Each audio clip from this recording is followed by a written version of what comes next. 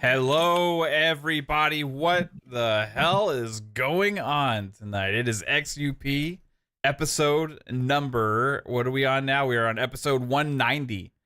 Holy shit! I didn't even realize we're getting so close to 200. Yeah, that's It's insane. only 10 episodes away, bro. That's gonna be like September, or August, late August, early September, or mid September, sometime. So yeah, that'd be crazy. You gonna come over again, 3-bit? Yeah, I'll try. Yeah, sure.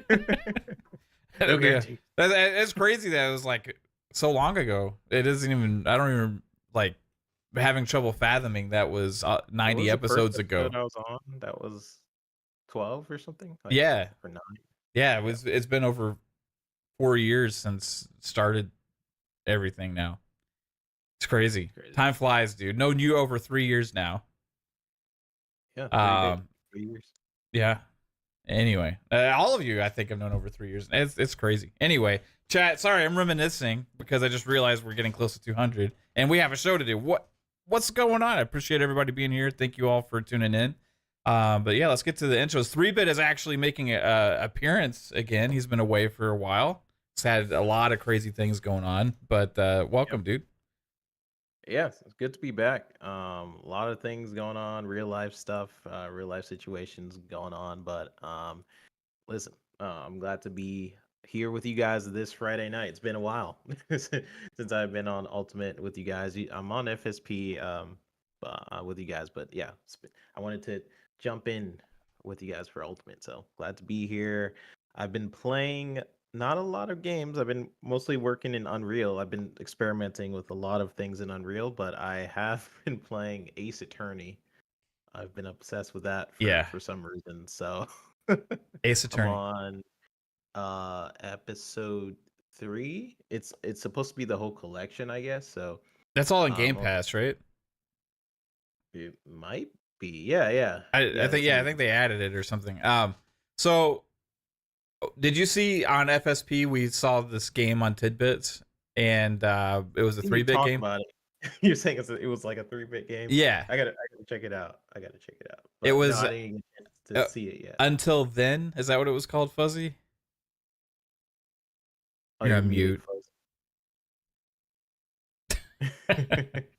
Yeah, I think so. I think it was Until Then. Let me double check. Yeah, it was a 3. The only thing is it's not on Xbox, so you'd have to play it on your PlayStation or like Steam or something. What makes something a 3-bit game? Well, it's a lot of like conversation stuff and like just like a retro looking 8-bit style characters constantly bobbing up and down like this while you're making conversation. That's what makes a 3-bit game. As 3-bit disappears. But I think everybody can agree with that. It's kind of, I was going to mention something when you get back, but we'll say hello to Fuzzy. What's up, Fuzz? What's up, everyone? I'm up here trying to avoid doing a Microsoft update and restart. But yeah, I'm glad to be here with you guys. Man, it's been off of Twitter for a bit now because people are upset at actually good news. I don't understand it. It's like gymnasts out there trying to make it seem like something is all of a sudden bad because you don't need a console. But outside of that, just playing a lot of Forza Horizon 5. Fell back into Division 2. Got my last 30 or level 30 character up to level 40, and now just trying to figure out all the extra gear I had in the stash. And now I'm overloaded all over again. But other than that, having fun. But glad to be here with you guys tonight. Got some pretty interesting topics about this new stuff for Xbox. But yeah, can't wait to get into it. It's it kind of took me by surprise. So we'll be for sure having a good conversation about this because I think it's going to open up a lot of other conversation just inherently, right? But 3-bit, I meant to tell you. Yeah. My daughter tried Coffee Talk. Oh, what did she think about it? She liked it. She had asked for this like game on Steam that was like $10 or something, and I was like, that kind of sounds like Coffee Talk. Maybe you'd like that because 3-bit loves it. And she was like, okay, she'll try it. And she sat there for like hours just playing Coffee Talk. Yeah. It's like weird. I I don't know if my taste is changing as I'm getting older or what, but I'm getting into games I would have never Yeah. You're played into like like a year ago. conversational games.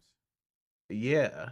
I'm playing a lot of like Yeah. conversational, like point and click adventure type Right. games, which is again, like a year ago, I would have, I don't know, maybe like 2 years ago, I would have never thought I would be into these types of games. But I love like coffee Yeah. talk. It's your I'm loving sensitive nature, I think.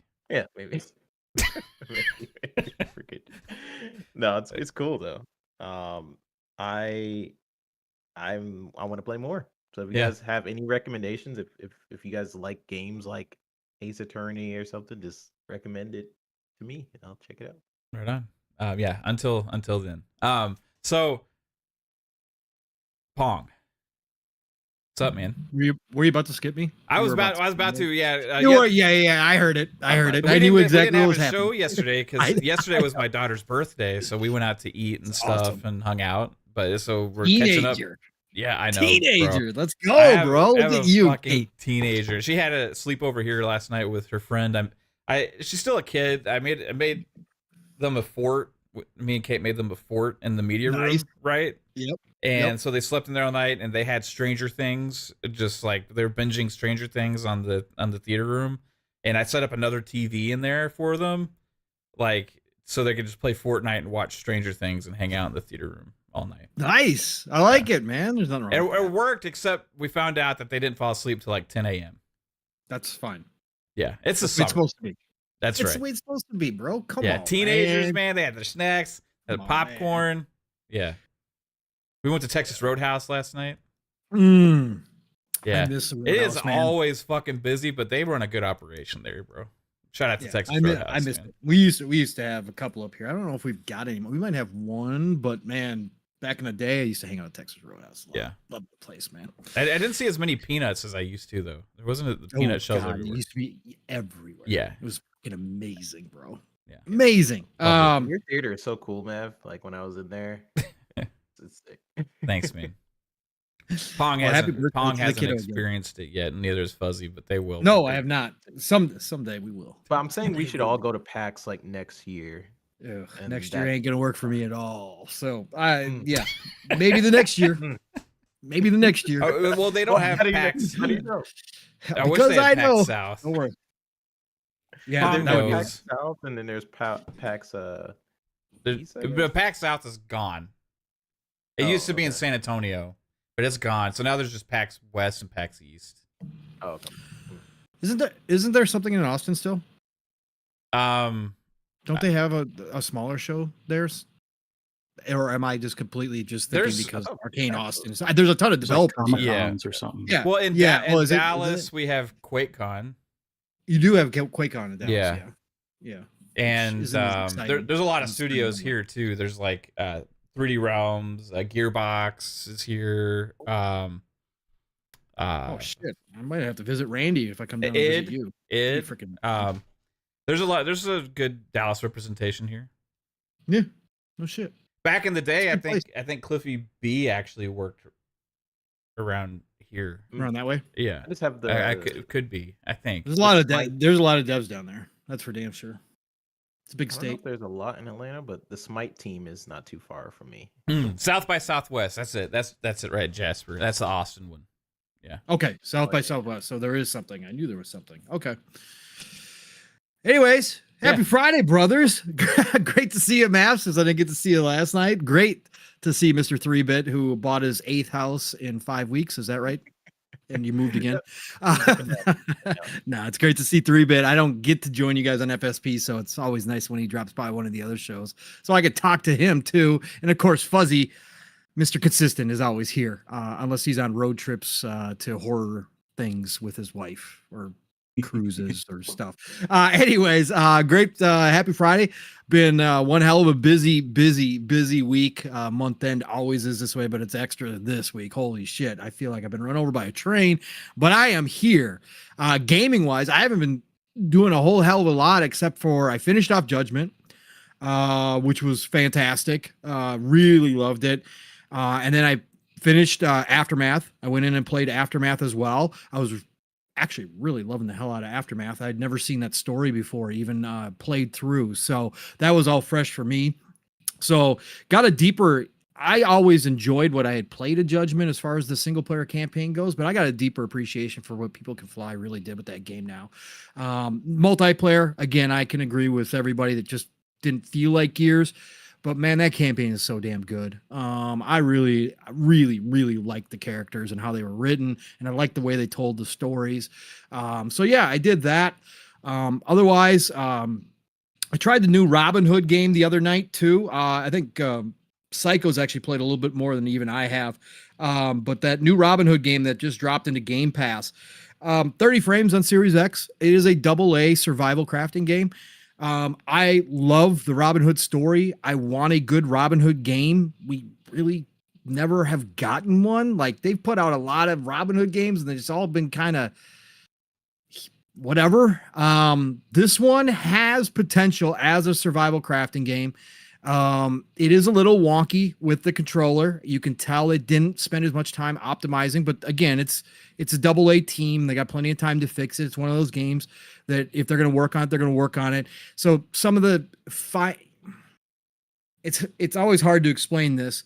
It just feels like it should be played on a mouse still. Because the way that you look at objects, like if you're trying to pick up a rock off the ground for stone or whatever, it's really sensitive and you have to be really spot on in order to get it because it's still got that mouse feel to it, right? So, because with a mouse, it's just point and click. So there's a little bit of that, but some of the characters, pretty damn cool, right? Met a couple of the characters already, started doing some crafting. But again, it's AA. This isn't a AAA game. So if you go into it not expecting a AAA game and expecting some, jankiness here and there, and you guys know I love jankiness. I don't mind it at all. Then I think you can find something here. So combat's a little wonky, but it works. And some of the traversal, like jumping, is a little floaty. So there's a couple spots where you think you made that jump, but you really don't. And you land and you get hurt. So, but you got to eat, you got to drink. It is a full survival game. So otherwise you will die. Other than that, Age of Empires 4, still rocking on that. SteamWorld Dig, both 1 and 2 popped into Game Pass this week. I love SteamWorld games. Loved the first one, especially. I did play some of the second one too, but they both popped in there. I downloaded them. Quick, easy games to jump in and jump out of, which is fantastic for me trying to get to bed earlier and earlier so I can get up in the mornings. Love SteamWorld Dig. If you guys never played SteamWorld Dig, check them out. They are a total chill type of experience for the most part. Remind me a lot, especially the first one. The second one, they did some different stuff, made it a little bit more, I don't want to say complex because they're not really complex games, but they just kind of made it more RPG-ish in a way. Kind of a little bit more like, spend more time upgrading things than in the first one. The first one reminds me a lot of Dig Dug back in the day, and it's just fun as hell. So been rocking out on those. It's been about it, man. I really haven't had anything exciting. I know everybody would love to talk Elden Ring DLC, but I'm not jumping into it. Shout out to the Shadow Erdtree people. I see you out here. You guys are sharing out tons of screenshots and videos. Looks fantastic. Love what I'm seeing. I'm just never going to hop into it. So yeah, no, it's been just a really relaxed week of video gaming and going to bed. So that's what I've been doing. Yeah. Nice. Yeah. Sounds like a nice life. It is what it is, man. It's like Groundhog's Day, man. That's all it is, man. Yeah. Gonna play phone. Yeah, What? earlier. So what? Would you say 3-bit? I was just saying you should play some Coffee Talk. No. Yeah. No, that's something That's that no. in your life, actually. It doesn't appeal to me. Not Again, yet. I do narrative heavy games, and I will play story games, and I don't mind talking, right? But that one just doesn't do anything for me, man. Not yet. Just wait. I did get my character to level 100 too, by the way, in Diablo. I did finish that off. So Nice. Yeah. Yeah, a lot of people. PTK. I seen PTK running that game. Mhm. I guess he was playing with you guys. I definitely gotta jump back into Diablo. No, I don't. I mean, he wasn't playing with me, but I gotta. If I'm going to continue though, I gotta rework. My whole entire class. which sucks. It just sucks. Because it was rocking and rolling up until level 90. Like I told everybody last week, it was rocking and rolling until level 90, even into the 90s a little bit. Mid 90, I'm getting one shot. I don't understand that curve. And nothing changed. And I didn't like do anything different to my armor, running the same way I have been all the way up to like 95. Not a happy camper, man. Not a happy camper. I hate when they push me towards meta. Anyway, sorry. I won't get off on a rant. Upgraded the gems and everything? I'm sorry, what? Upgraded your gems and everything? Yep. Yes. Just getting wrecked or? Getting wrecked. No. Okay. Getting absolutely wrecked. And I looked it up, and people did say that because, well, the Necro's always kind of squishy anyways, right? Necro's always been squishy. But if you don't run... Necro? What? Your build is Necro? Yeah. I'm a Blight me too, Necro me too. again. I did Blight Necro. It just doesn't work once you get up into higher levels. I've looked up a ton of things. The way that I built her originally is a very fast leveling build, and it does work. Again, I didn't build her off of anything specific, but when I started looking at how people were running Necros, the way that I did it pretty much lined up with a lot of people, and they said it is great for early game and leveling up fast, but they said end game worthless. You might as well forget it. So unless you're running with a squad, right? Unless you're running with a team that are, obviously tanks and other stuff that can take the damage for you, because that's how squishy she is. It doesn't make any sense to me, but that's the way it is. So whatever. Oh, I mean, I followed a lot of Necro build tutorials and stuff. So that's the build I probably have right now. It's been a minute since I played, so that's kind of good to know. You might be in a better position though. Maybe you followed somebody who actually had some of the better suggestions for equipment wise. Because again, I don't follow that shit, so I just build the way I want to and just put shit on that I think looks cool or sounds like it's gonna really work and test it out and do that kind of stuff on my own. Man, what these guys have running, like I looked through all my chests trying to see if I had any of the pieces to start. I don't have any of the pieces these guys are recommending. I'm like, okay, this is gonna be a long ass rebuild. Kind of fun though, right? If you took a break from the game for a minute, it's kind of like a restart in a way. So kind of. Yeah. Kind of. It's really easy, like at this point though, to make a build in Diablo, like because the way they do the aspects and everything, you can just kind of apply whatever you need to whatever armor for the most part, at least the crucial things, right? So like I did a meta for the rogue and I'm like level 91 or something now, but man, it's just like I can't die, like even if I try at this point, and I just can stand there and just hold the A button, and like the way that build works is your arrows just fly towards whoever's closest target. You just got to make sure you're facing the general right direction, and then it'll hit one target and go to like 10 others and stuff. It's just crazy, bro. Like I was running the what's the thing you do at the end with in Kyovashad? The pit? No, not the pit. Ladder. The ladder. Yeah, like there's different tiers of it. There's like enemies are level 100 plus or whatever. Yeah. I forget I forget. There's a certain name for it, but I haven't had a problem with that so far. Just breezing through it and stuff. Awesome. But yeah, it's because I did the meta build, right? Right.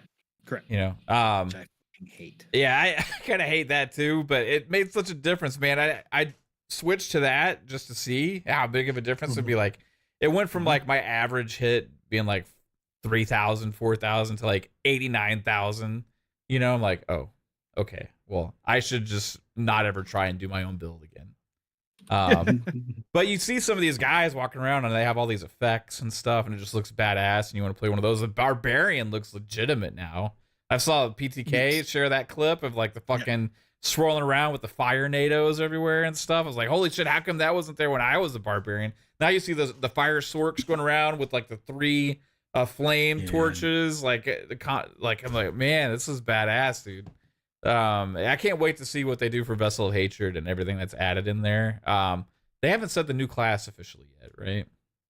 No, they have. They said They have. it's some sort of like not witch doctor, but No. what the hell do they call it? It's not. It's the oh god. Is it like the guy that was in the boat with her in that trailer? No. Well, kind of. No. He's part. It's a tribal character. It's like an Aztec warrior is what he reminds me of. Yeah. So can you like shapeshift so- to like a panther or something like that? He's more so no Spiritborn. That's what it's called. Ah, Spiritborn. Spiritborn. Yep. Spiritborn. Okay. That is correct. So yeah, it's I can't remember. I think yeah, it just their description is ranked among the apex predators of the jungle. The Spiritborn is an entirely new class to the Diablo series. They are battle hardened with mystical synergies that can only be awakened deep within the jungles of Nahantu. Become one of the Spiritborn and embrace the ethereal spirits entwined with this ancient civilization. Nice. Yes. Jasper says because you shop at Ken Bardoo's. Ken Bardoo's. Come on down to Ken Bardoo's. We got the deal for you here at Ken Bardoo's. Ken Bardoo's Subaru. One of the greatest nights we ever had. Fucking Daily Diablo. We started that shit, bro. That was fucking Ken Bardoo's got the deal for you. Come on down. Ken Bardoo's Subaru. Let's go. All right. Yeah, dude. I've been playing a lot of Diablo still. Nice. It's all I really want to play right now for some reason. And I fucked myself over last night because when I did the Fortnite thing in the theater room for my daughter and her friend, I took my Xbox that I usually console stream from that had Diablo installed. So at night, I was like, oh, time to play some Diablo while we're watching movies and shit. And I was like, fuck. Yeah. Nope. Can't do it. Yeah. But your stream crashed a couple times, right? Was that the stream? that was before. That was the night before. Okay. Yeah, I tried streaming Diablo from the PC. And for some reason, when I stream from the PC, I get like encoder errors and it crashes OBS. Yeah. So I gotta like just stream from the Xbox. I don't know how all those like big time Twitch guys and stuff just constantly stream from their PCs and not get these errors. Capture cards inside of their PCs. Apparently that helps. Yeah. I don't know how they do it. Oh, and I misspoke earlier. I said Cliffy B worked around here. I was like, realized I had said that, but like it was id that was here with, and that wasn't Cliffy. It was like John Carmack and John Romero and those guys and stuff. You know, I remember like because I grew up in kind of the area, you know, for the id and 3D Realms, and this was in the days of like Duke Nukem at 3D Realms and shit, right? Like, I remember I would pass like their offices all the time and stuff. I remember I used to look for like the supercars, you know, because you know those are the like the big time devs, right? You would see them parked in front of their offices and shit. There'd be like a Ferrari and stuff like that. It was pretty sick. But anyway, yeah, we got Gearbox, id, and 3D Realms. Although 3D Realms like is not like what they were, you know, back then. Obviously, When I think of 3D Realms, I think of like the old, you know, the old school. yeah, they still exist somehow. Like, what are they doing? After the Duke Nukem Forever fiasco, they somehow still making games. They actually they just published one, I think. That the one that looks like Hexen. Oh, we saw it on Tidbits the other day. It was it's pretty popular PC game, I think.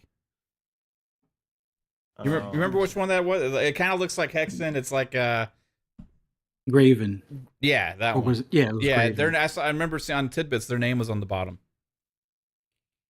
Oh yes, I'm looking at. Huh. I don't know if it's like a remake or of an old but- game or what. I see Phantom Fury. But what the heck? Where's? Yeah. I'll look it up. Anyway, yeah, it's Graven. Yeah, you're right. Anyway, all right, let's actually get into some conversation about something that's relevant. And so, by surprise, there was just this random little announcement. Was it yesterday that Xbox, The usual Thursday. Yeah. We add PM into PM. We always get something on Thursdays. Right, Like that's 80% of the time. It's crazy. Now Fuzzy alluded to the fact that some people aren't happy with this. I don't really know why. You know, I think it's because the messaging they have on the marketing or whatever. Some people don't like it and stuff. But guess what? You even need a console less now because Game Pass is going to be on Amazon Fire Sticks, select ones, the $50 one and the $60 one. And, you know, we had a lot of discussions in the past about, you know, the Xbox Keystone or, you know, the whole streaming puck and all this kind of shit. Well, they just got it on one that's already crazy popular with the Amazon Fire Stick now. So it's crazy. I was really thinking about this before the show, and that means Call of Duty is going to be available on a Fire Stick. Yeah. Like, no matter what TV you have or whatever, you can just have a Fire Stick and play that shit. It'll also be on. Will it be on Luna? Not sure. Or well, they made the deal with But Ubisoft. Luna's on the Fire Stick, so yeah, but they made a deal with Ubisoft for all their games to be on Ubisoft Plus. But like Ubisoft then announced like a deal like that they had with Luna, because like Ubisoft Plus is on Luna, I think, right? But like I don't know where Luna is. Like I don't understand where you find. Is it only on PC? Or is like Luna available on TVs and stuff? Or does anybody know? Well, it's available through Amazon Prime's App Store, right? Right, but like, where do you access Luna from? Because I've never tried it. Amazon, from the Amazon app. Like on a TV? Like just wherever? Yeah. So really, you're gonna be able to access like Call of Duty from any fucking place without needing any kind of real hardware. You just kind of need a display. And worst case scenario, you get like a Fire Stick, or you, hey, buy an Xbox. It'll be on PlayStation, will be on PC, eventually be on Nintendo.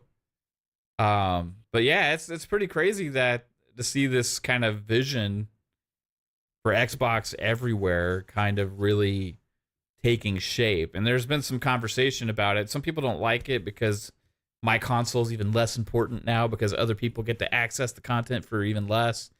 I think ultimately it's a gateway to even more possibilities once they get these apps to play your library of the games you own as well. That's going to add a certain element to this if that becomes possible on those kind of devices.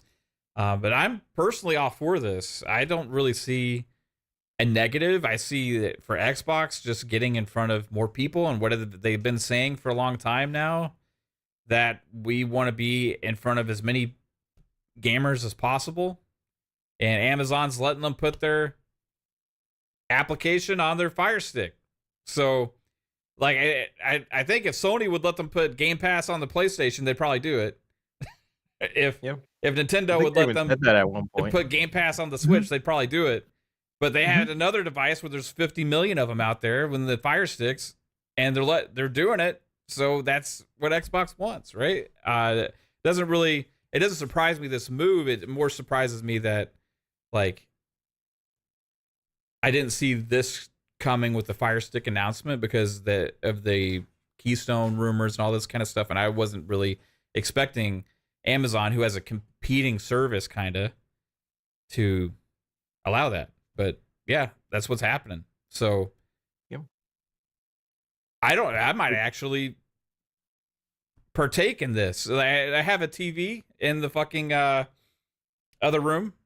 The room we played pool in, 3-bit, right? That had that TV that's there, right? That we're before I'd had an Xbox hooked up, but I never play it, so I moved it somewhere else. But if I could just fucking put a little Fire Stick in there and have access to like all the Xbox stuff, so whenever we're chilling, that's like a cheap solution to have all of our shit there if we ever need it, you know? So yeah, it's just like another barrier of entry just gone. It's really cool. I don't think it's meant to replace the console. It's just for people. It's for people who either never intended to get an Xbox, or hey, it's just a cool. Like a lot of people have Fire Sticks in their home, and I made a post on Twitter where I was basically saying like, oh, this is really smart of Xbox to do, because I was just thinking like, oh, they're gonna have their own streaming stick at some point, and you don't really need one if you just partner with the most popular one out there right now. The only negative in this for me personally is just uh, you have more of an opportunity to maybe dial down the latency. Maybe if you have your own streaming stick, it's if it's more geared towards gaming, maybe you could add a little bit more in Mhm. there. Uh, so that way, you minimize any potential latency that you might get through the cloud. But for the most part, I mean, it's really cool that they are putting it on the Fire Stick.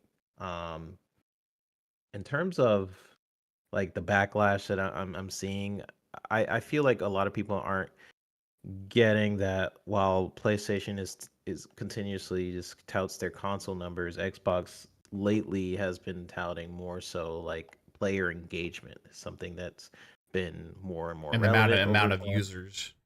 The amount of users Yeah. within their ecosystem, and this is just another way of like how they can get more people to subscribe to Game Pass, just by going on the Fire Stick App Store. If that's how it's going to work, you go on the you can download, from what I understand, I have a Fire Stick, so you just there's different apps you can choose to download. You add it to your home screen, click on it, and it's probably going to incentivize people to want to install Game Pass on their Fire Stick. So that's just another entry of, like, they're basically eliminating the thing where a lot of people feel like they have to get an Xbox. So, oh man, I gotta play on an Xbox. Like, I gotta buy one, whatever. They're just eliminating those people they feel like they have to, and making it more like, well, it's so easy to invest into Xbox. I don't see why not. So it becomes more of that because of how people perceive PlayStation just as the neutral, or the default in a lot of ways. It's just how the media kind of perceives PlayStation. So a way to sort of combat that is to have it almost everywhere. And we've had our thoughts on how they are approaching this. I'm not sure if I agree with like certain things like 100%, but at the end of the day, this is cool. I'm glad that they are putting it on different things like that. I like this is something like you were saying, Matt. This is something I would actually use. I have a Fire Stick in my house. I don't Yeah. have Xbox in every room, but I have a Fire Stick almost in every room. So that's just another thing. Like, it's mostly the too lazy device, too lazy to set something up, and just happen to have the Fire Stick hooked up to my TV. It's that device for me, but I'm sure for other people in different households, it's like that is their way to access certain Xbox games. Like that maybe they don't plan on getting a console, or they don't have a powerful PC, or they don't really want to do it on their phone for whatever reason. They want to play on the TV. This is this is a way to do that. And I mean, they've had the Samsung app as well. So for people who have Samsung TVs, they could play it through the Samsung app. Now they could play it on almost all TVs if you have a Fire Stick. So pretty cool. Yeah. I know a lot of people have LG TVs. I have a LG TV, so I wasn't able to try it on a Samsung TV. But now I can if I want to.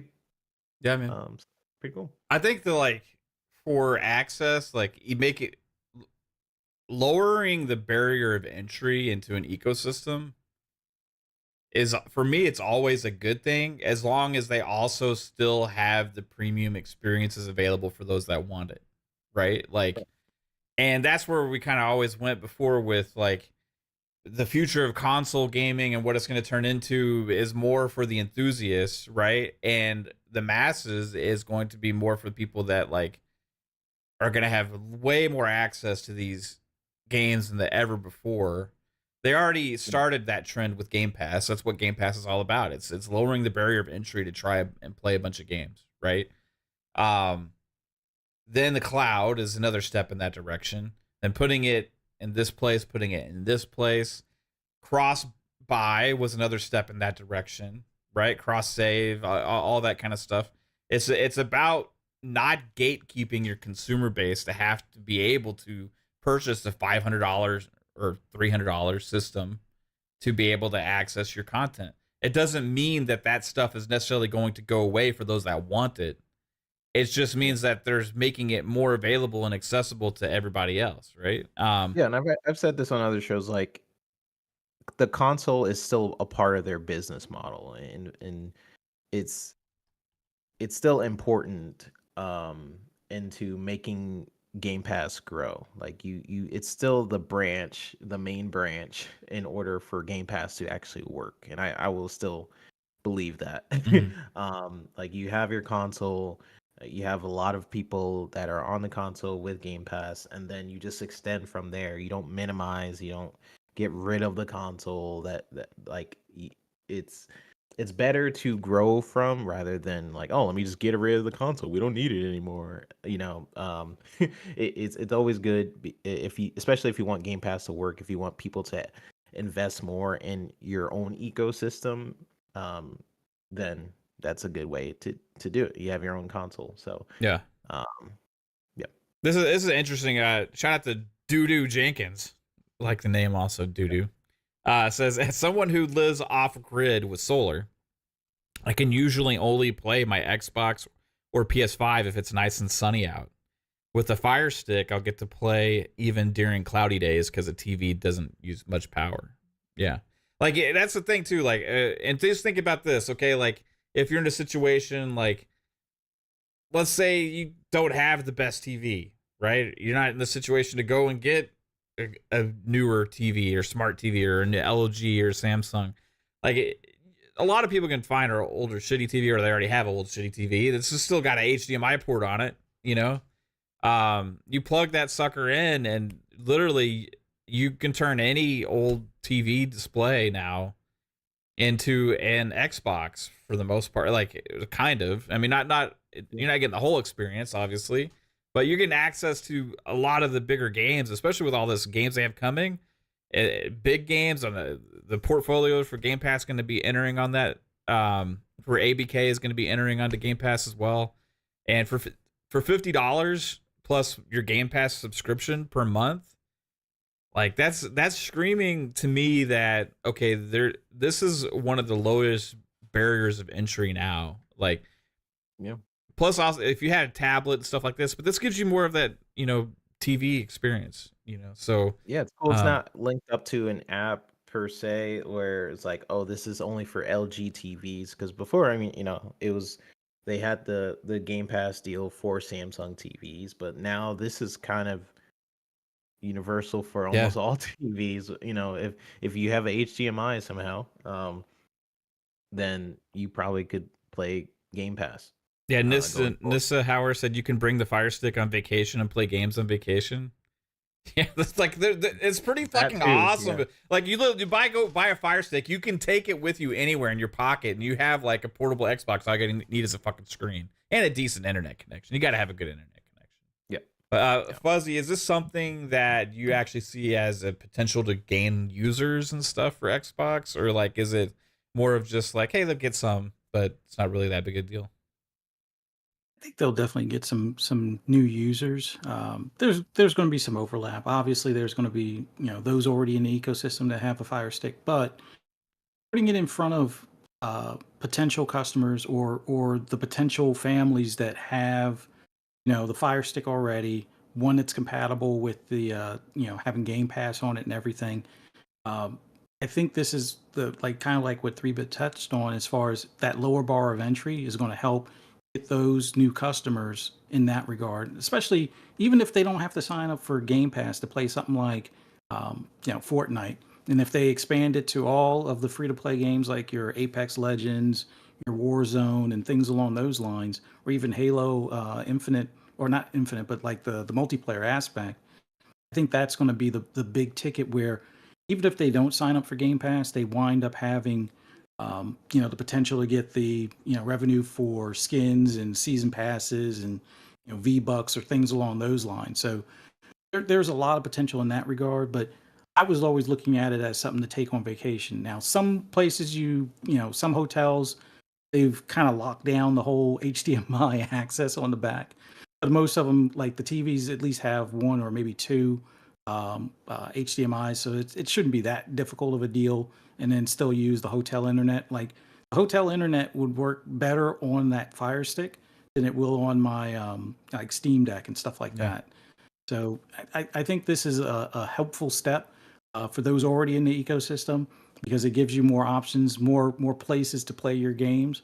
And if the word on the street is true as far as the being able to play the games that you own, that's going to expand even further. And if they offer it where you can start allowing people to purchase the games through that Fire Stick, like through Game Pass, like what we normally can on our console, and you can do the same through that Fire Stick, you'll have people that like they said, no console needed. And I know there's people that make fun of that. Well, why do you think they don't sell consoles? They keep on telling you don't need one. Well, you really don't, but I think this is that gateway drug or whatever you want to call it to get people into the ecosystem, try the games out.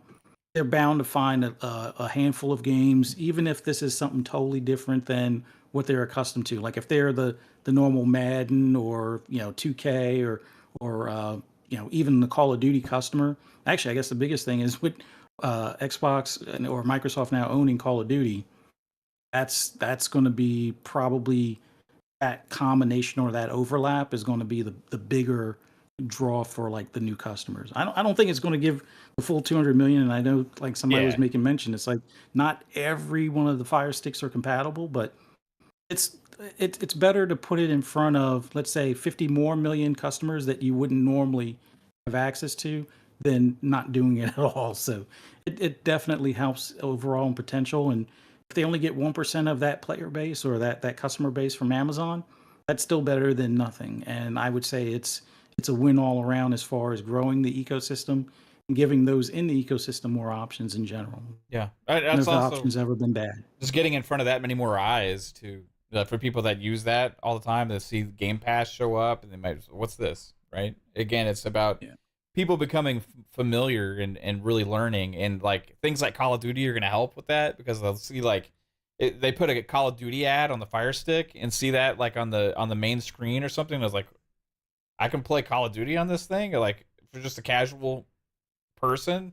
I'm like, okay, I might check this out. You don't know exactly what it's going to take, but like there's something that will catch everybody. It could be Flight Sim, it could be Call of Duty, it could be Fable, it could be Avowed, right? It could be Coffee Talk. Fuck, I don't really know, but like there's something that could get anybody's attention, and having that in front of people's eyes, or being able to advertise because you're on there, you're on the device, like there's a lot of potential with that, Yeah, I go to a couple of friends' houses and they have, I guess it's Luna, because they could play like Jackbox through the Fire Stick, or I guess maybe it's Luna. I don't know how it works exactly. Could be GeForce Now. I don't know if that's available through Fire Stick. Maybe. I have no idea.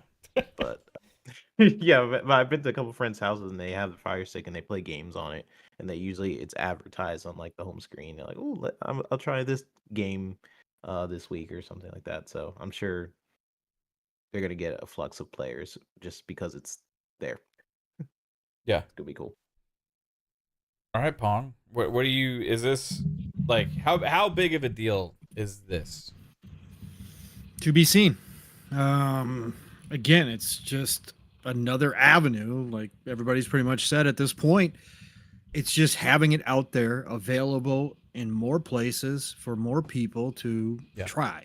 And those of us that know it, if we are in one of those situations where we are traveling, one less thing to carry around. If we bring the Fire Stick now, like we were talking in the green room, I don't know how latency is going to be for like a Call of Duty, but like an Octopath Traveler too, like, yeah, those kind of games that we've tried on cloud, on our mobile phones and stuff work great. Maybe they got some secret sauce that they have been working on to continue, which we know they're continuing to work on the cloud. And there's tons of different things. Anybody remember that they acquired that tech called Orion when they got ZeniMax, right? Bethesda was working on it in the background. Or it was one of the two. So maybe they've made some improvements. AI is also coming quite quickly when it comes to Microsoft. Maybe they found some breakthroughs with AI helping out in the background as well, because we know they're already integrating that with the clouds. So with Azure. So I just think it's great that it's one more spot. I just find it funny that people suddenly forgot the Insomniac leak when there was a slide from Sony that specifically had the Fire TV listed as one of the places they were thinking about bringing PlayStation Plus. This is common sense. I don't know why anybody would get upset about the cloud gaming being available elsewhere. Like, again, yes, I understand the people who want to say that Xbox shouldn't devalue their console further and further, but this is the direction they are going. Like, it's not that they're going to stop making the consoles now just because they put Game Pass, cloud, xCloud into, the Fire Sticks. But this is the direction they're going. They want to be everywhere. They're not joking. They've been telling us this for years, right? And they just keep continuing to show us. And I don't know if you brought it up, Mav, yet, but Tom Warren, had an interesting, because Jez was talking about it on X, and Tom Warren said, I think things will be more clear shortly. Yeah. Paraphrasing, but that's basically his comment. So maybe they're getting ready for an announcement kind of explaining what this is all going to look like and what a glimpse of what they're shooting for potentially in 2026, if they're going to launch next gen, is going to kind of get a little bit clearer. And this might be all a part of it. But this falls in line with the philosophy that from Phil on down has been being told to us. And the fact that they cut a deal with Amazon, they are, if you guys, sometimes it's because we're always in the moment to moment. We talk about the latest and greatest news, but start really considering how many deals with different companies Xbox has now cut over the past 3-4 years. It's pretty ridiculous when you start looking at it. They have been cutting deals left and right. They have a deal with NVIDIA for GeForce Now. Okay?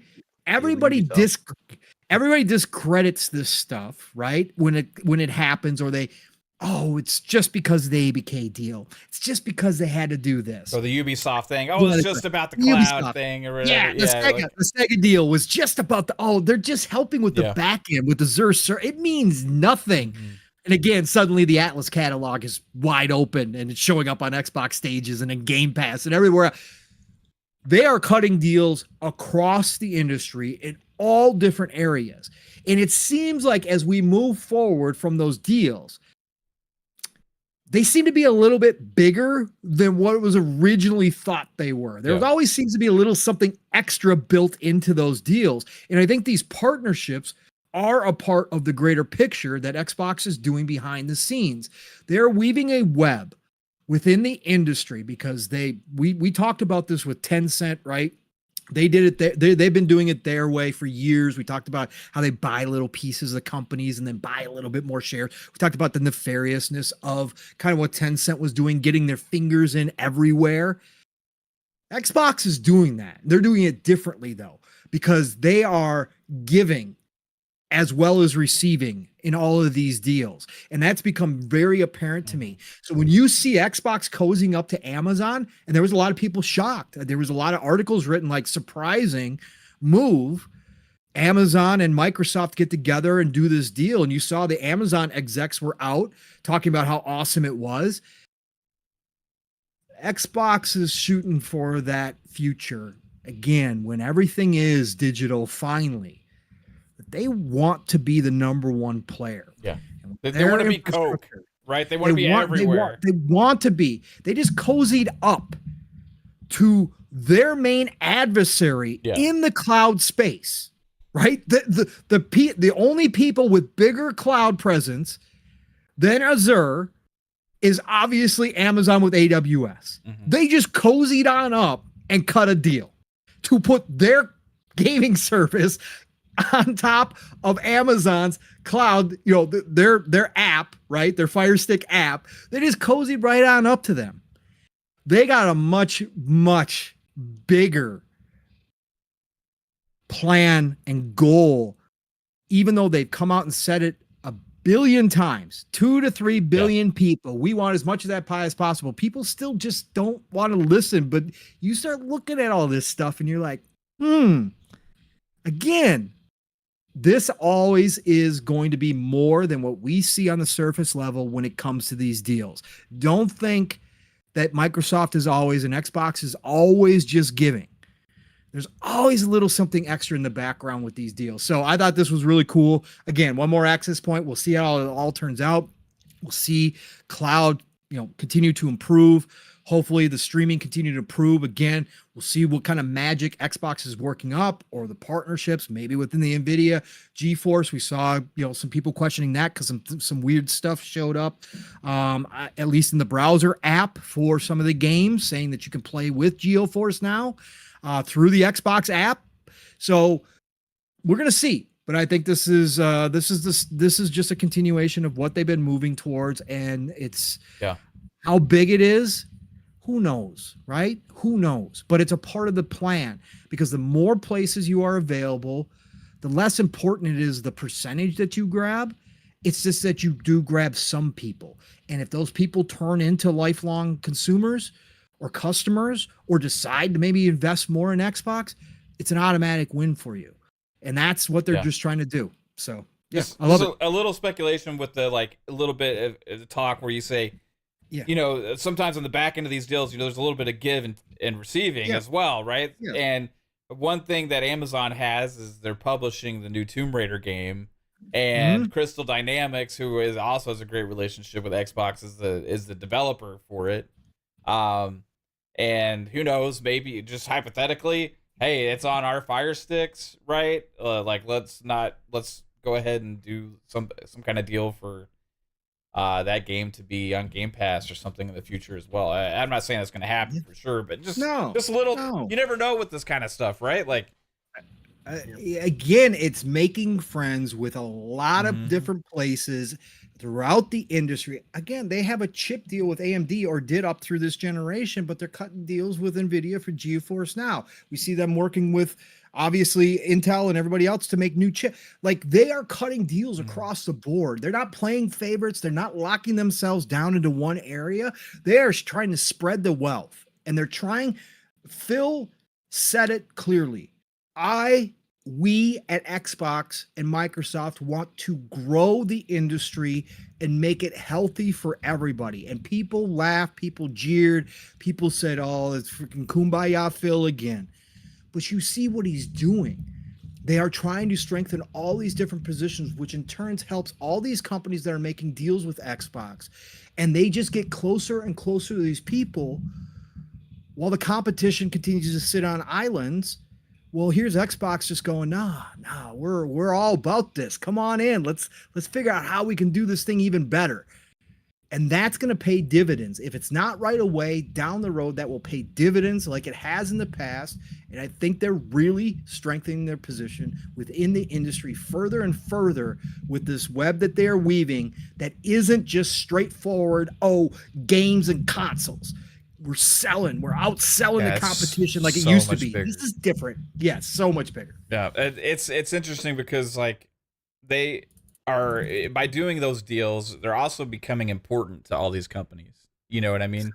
And that's a good place you want to be in. Is okay. Well, we did this deal for you, and now your revenue and your money and your profit and everything, and money you're making is somewhat dependent on us. Right. So that gives us a little bit of interesting bargaining position and strength and power when it comes time to sit at the table and have some kind of talks about what you're going to do for us. Right. And that holds a lot of weight. That's what we talk about with the Trojan horse effect when it comes to PlayStation and some of the stuff that they're doing there as well. People aren't realizing how big of a publisher Xbox is over there and what kind of strength that actually means for you when you control when your games that you make, that you decide where to put, that you put on these platforms, are what is driving the success of your competition. Who actually holds the power in that scenario, right? At the end of the day, the content and the services are what makes the money. in the gaming industry. And Xbox is getting more partnerships, and they're getting more deals with as many of these companies that are creating the content and services, right? Correct. So that is a huge focal point here. And that makes me laugh in the face of people like Christopher Dring and other things when they talk about, oh, the third-party publishers, these people aren't interested in doing things with Xbox because, you know what, the console is less important and all these other kind of things. And I look at them and say, ha! You're foolish. Here, let me tell you why. Okay? Mm-hmm. Yep. First off, the amount of places you have your ecosystem is more than console. Okay? Console's the smallest market. So when in the future we know games that are being put on it, all these other like you're going to be able to access your game library everywhere. That's what Xbox wants, right? They want you to access your game library, your Game Pass. That's probably happening at least in some places this year to access your actual library via the Game Pass app, right? The plus also Game Pass and all this other kind of stuff. They want their storefront as many places as possible. If you're a third-party publisher, if you're somebody that's looking to potentially do a deal for Game Pass, what's more important to you? How many consoles Xbox has sold, or how many fucking people have access to your game? The console is just a means of a development platform, which they've already explained to us in the business update event when Sarah Bond sat up there and she said what the console represents for us is more than just actual sales of users. It's actually what they develop, and it creates a target for the developers to develop for. That creates something that when something goes in their ecosystem, that gives them a line where they need to be, what they are developing actually for. Now, is that game just on the console? No. That's where it expands beyond because of the cloud, because of all these other deals that they're doing, because of Game Pass, because of this whole thing that cross-buy with PC, all these other kind of situations. They're expanding to all of these other places. So when you're a third-party publisher, you're anybody looking to make a deal with Xbox. Is it, well, they don't have enough consoles? No, it's how many people are going to be able to have access to my fucking game. That's a completely different thing. And that's something that like a lot of gamers and a lot of console gamers, people enthusiasts like me, like just are have a tough time getting past the fact that this whole industry is more than just the 3 plastic boxes now.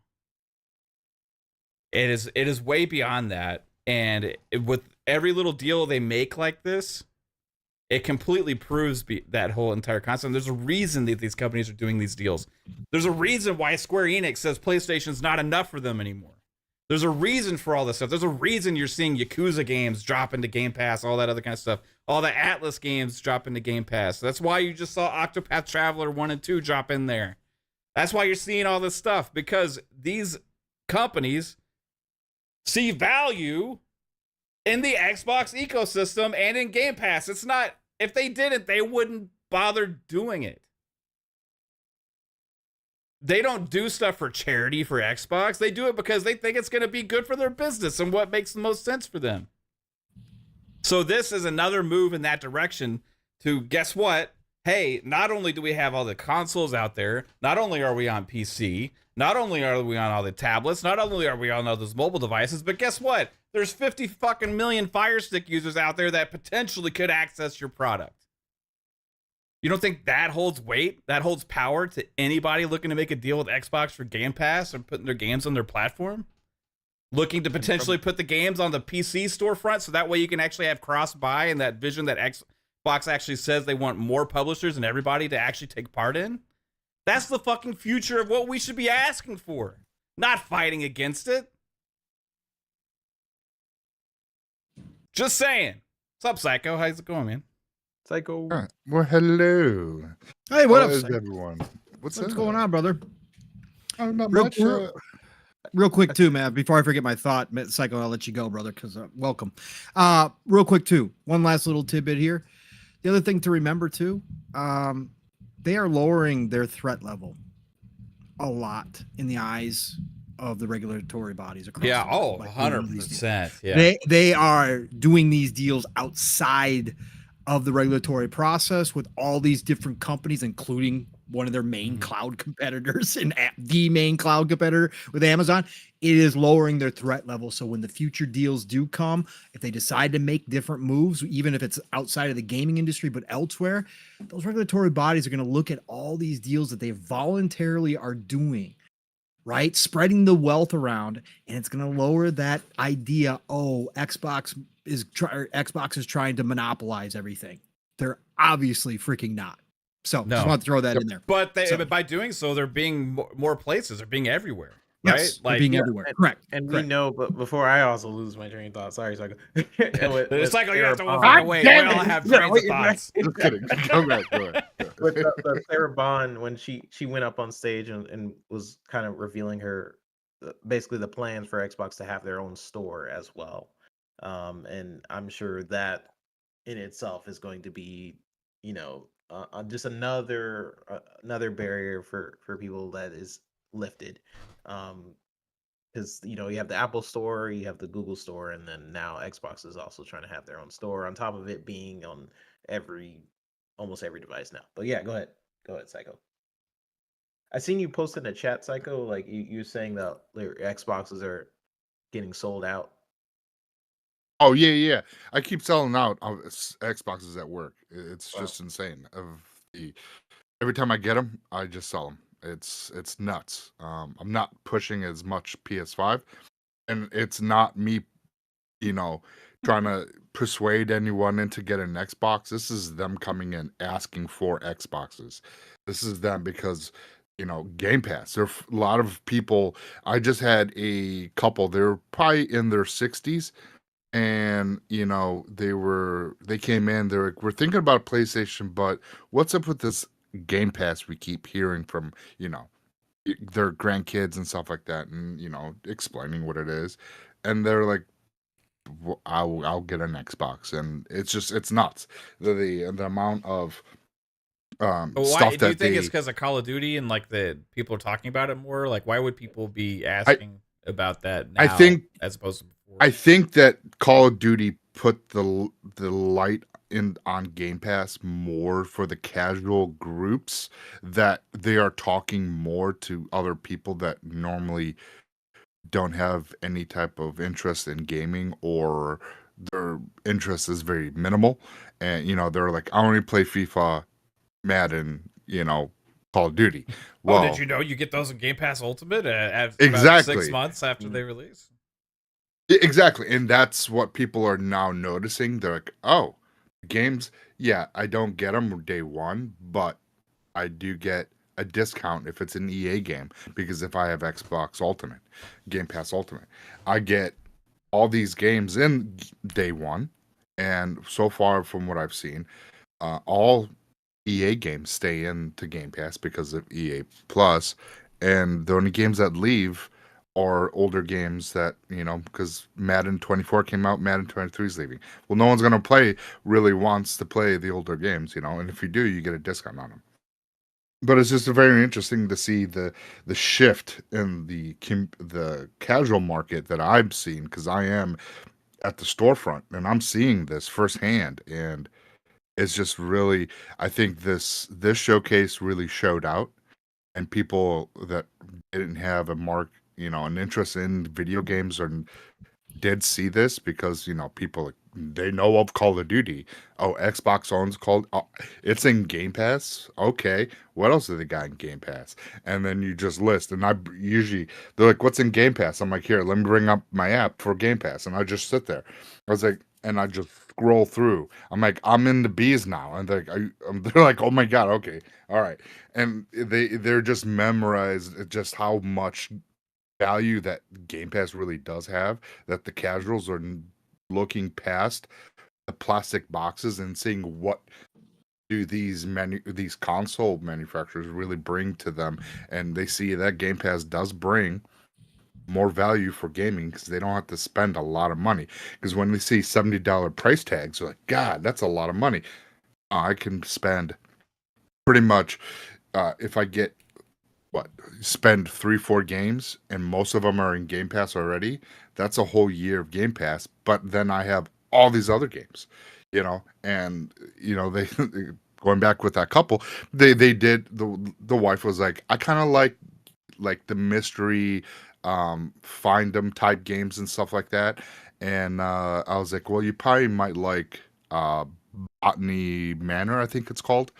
You know, you have to progress. You got to solve these puzzles to progress, and you got to plant different flowers and do whatever with seeds. And she's like, that's that kind of game I like. And then the husband's like, I like, you know, uh, the shooters and the games like that. And I was like, well, and you definitely, that's Xbox is the console for you because that's the home of the shooters. And then, you know, if you're into RPGs, like role playing games that you can play, that Xbox is the home of Western RPGs, and a lot of people are just opening their eyes that never really had a stake in the gaming, and they're really got I'm definitely interested, and that's why I keep selling out Xboxes. That's really cool, Tego. I wonder if like the turning point for a lot of people was that showcase, because you were mentioning just like people just starting to kind of wake up their, you know, they're like, wow, all these, what is Game Pass and things like that. It was most likely that showcase. A lot of people love Call of Duty.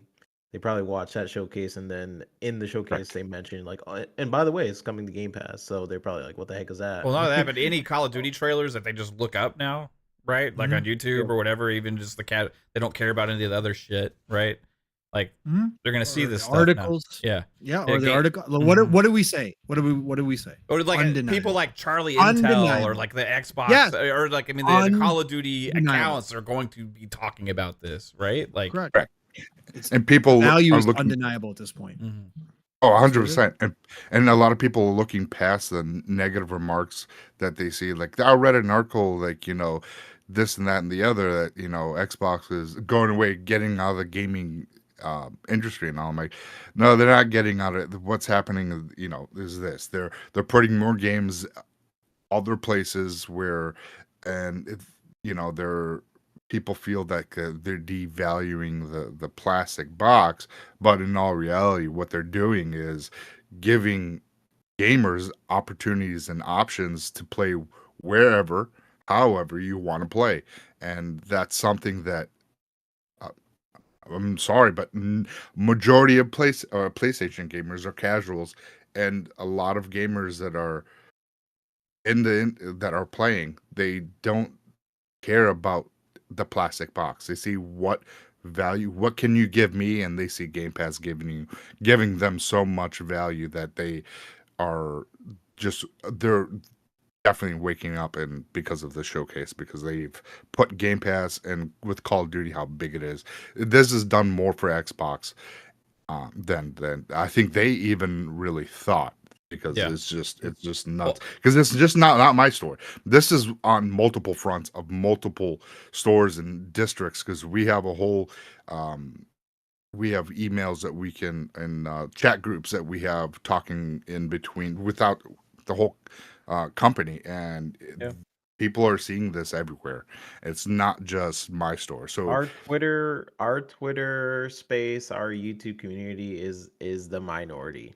You'll know how much like people care about value. They care, like the casual market. There's certain things they really gravitate towards, and I know a lot of people like to have a vision, like I hate Phil because he said this, or they, you know, people who actually really pay attention to what these executives are saying. Like you know, we're minority in this community. The people who are just getting FIFA, Madden, and Minecraft every year. They're not in the weeds as much as we are, and I feel like that's going to be more and more apparent, especially when Call of Duty comes out. I feel like that'll be the test for sure. But you know, Call of Duty is a powerful machine. It really is. I would say that I keep saying this to people, but like, it's the de facto game. If you just you talk to somebody that's not a gamer, right, or ask them, like, test it out, right? People would like test it out and just like find somebody or whatever, or just in casual conversation, like that you know, but you don't know if they game, and they're just like, hey, do you play games? Ask them that, and they'll be like, I'll play COD. I've played Call of Duty, or I play Call of Duty, or like they say, I sometimes you play Call of Duty. Like it's just almost like the one game. yeah, either that or Fortnite, right? Like but the Call of Duty comes up more than others. Like it's the de facto game that people just think of to mention when they even talk about gaming. Like, and with that, now you're going to have hand in hand in tandem Xbox marketing, Game Pass, and all of this other kind of stuff. And over time, it doesn't necessarily going to be like, hey, right now, today, everybody's going to switch and move over and start getting Xbox accounts and subscriptions and stuff.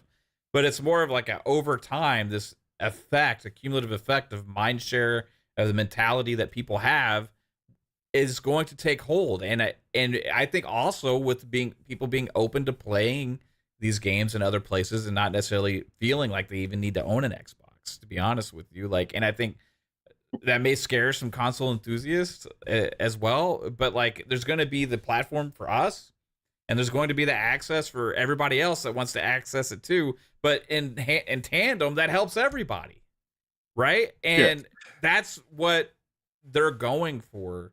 And it's interesting to see that this tide is kind of turning slightly with this mindshare over just this one show, the very first show they've had since the acquisition of Activision Blizzard, where they actually have a chance to showcase this stuff. Just think about over the years and over the course of these games actually releasing and all this stuff, about the impact that that's going to have, right? Like, we're going to see it's going to completely change things.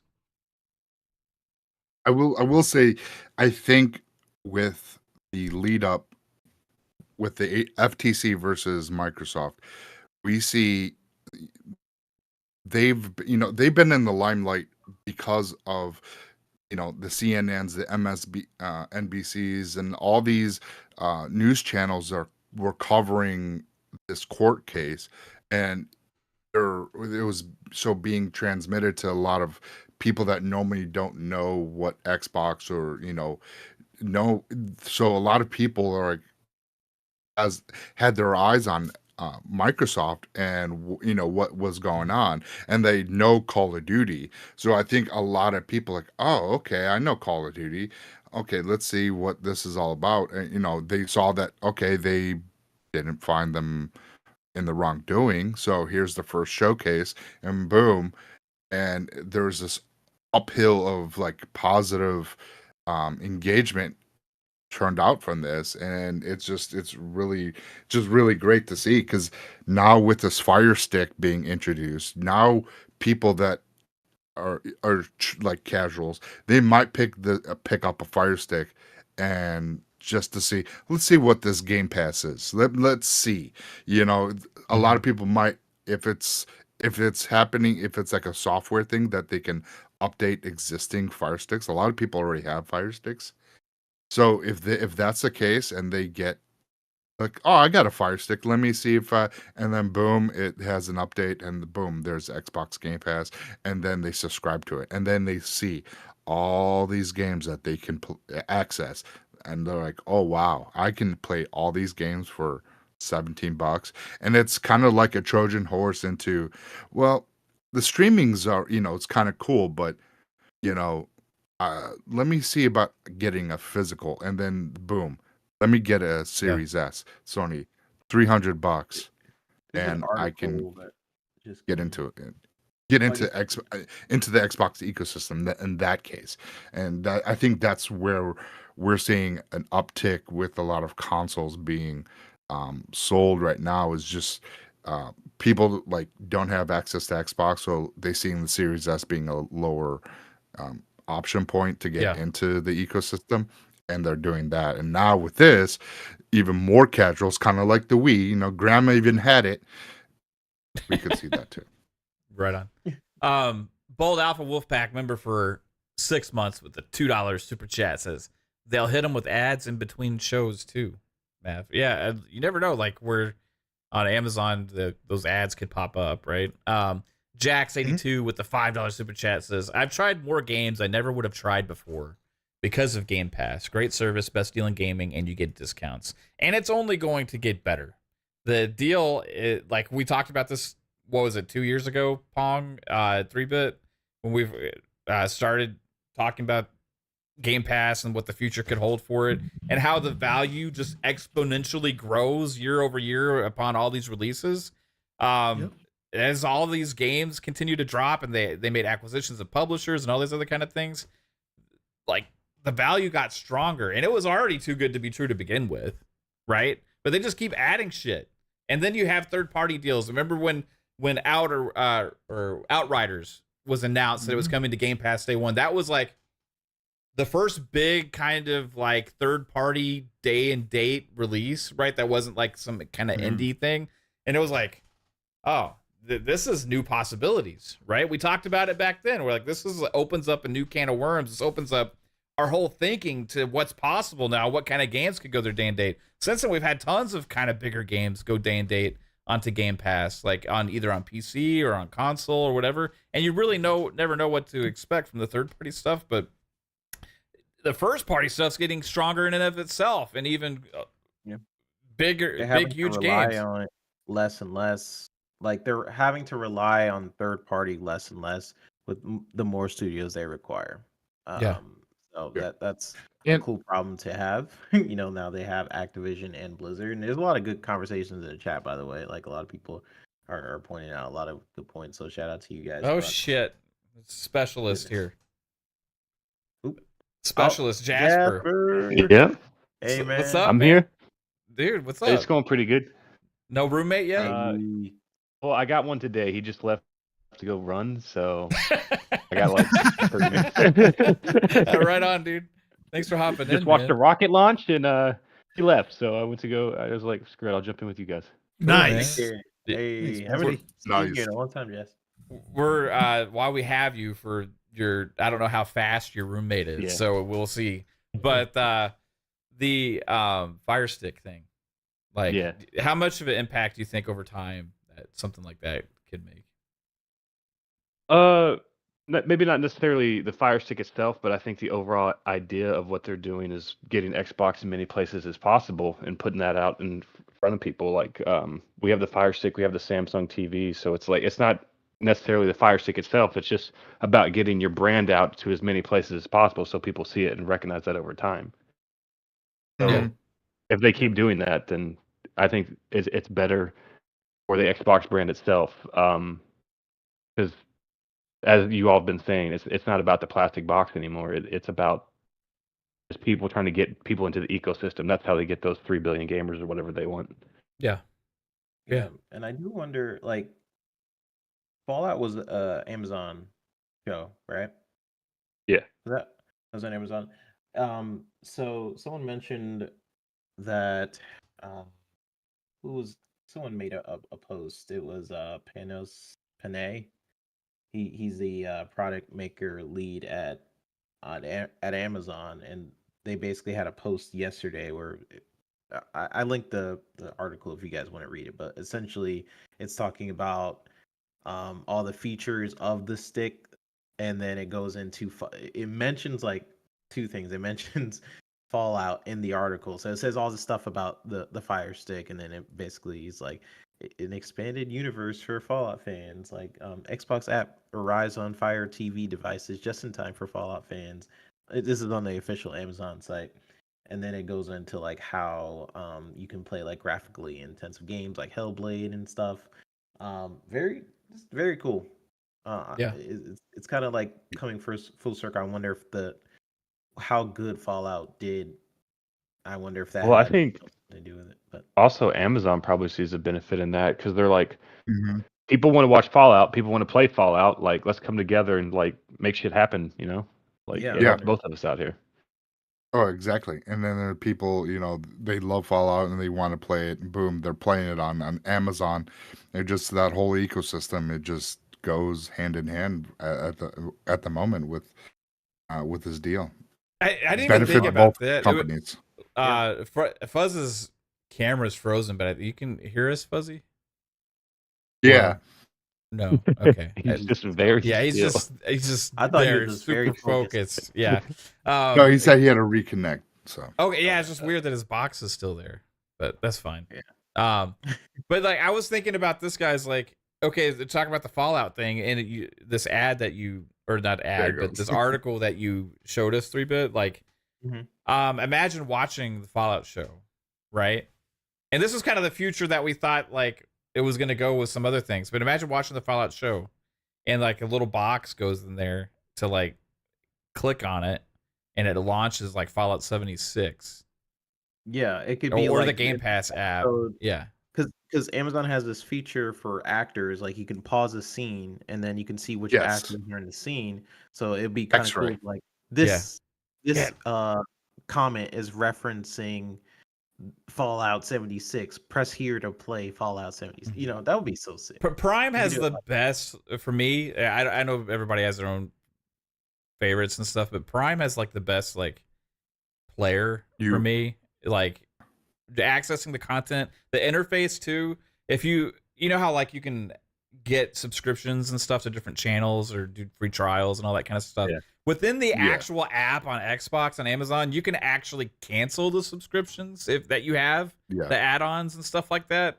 So it's like just super easy to navigate and access. So I have to give Amazon props for the whole Amazon Prime thing they do, the integration they have with Twitch and getting free shit all the time too. Like if you have a Prime account, you go on Twitch, you get stuff for Epic Games Store, you get stuff for GOG, you get stuff for like everything, man. Like and yeah, Amazon is a big bad company like a lot of these others, but shit, like when there's good stuff for us as consumers and things like that, like I'm going to applaud and praise that kind of stuff. I really appreciate that. And even the little stupid X-ray thing you're talking about, that's one of my favorite things with the player, because you pause it and you can see like all the actors in the scene and everything. It's just like super cool. I wish everything was like that, man. But yeah, you could add that little thing down there like, hey, play, this is based on this game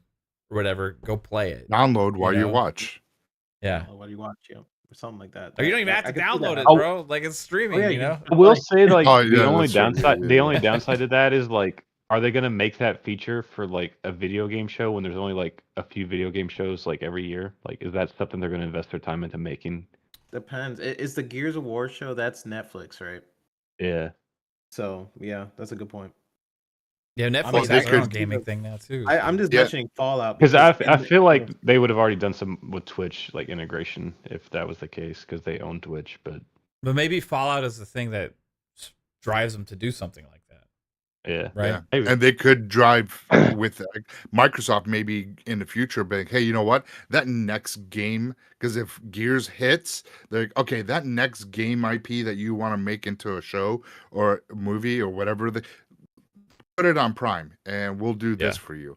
And then you'll see things like that between you'll fighting between Netflix and Prime, the two companies.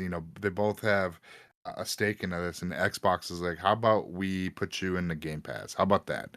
And kind of like what Sony's kind of doing with their stuff a little bit.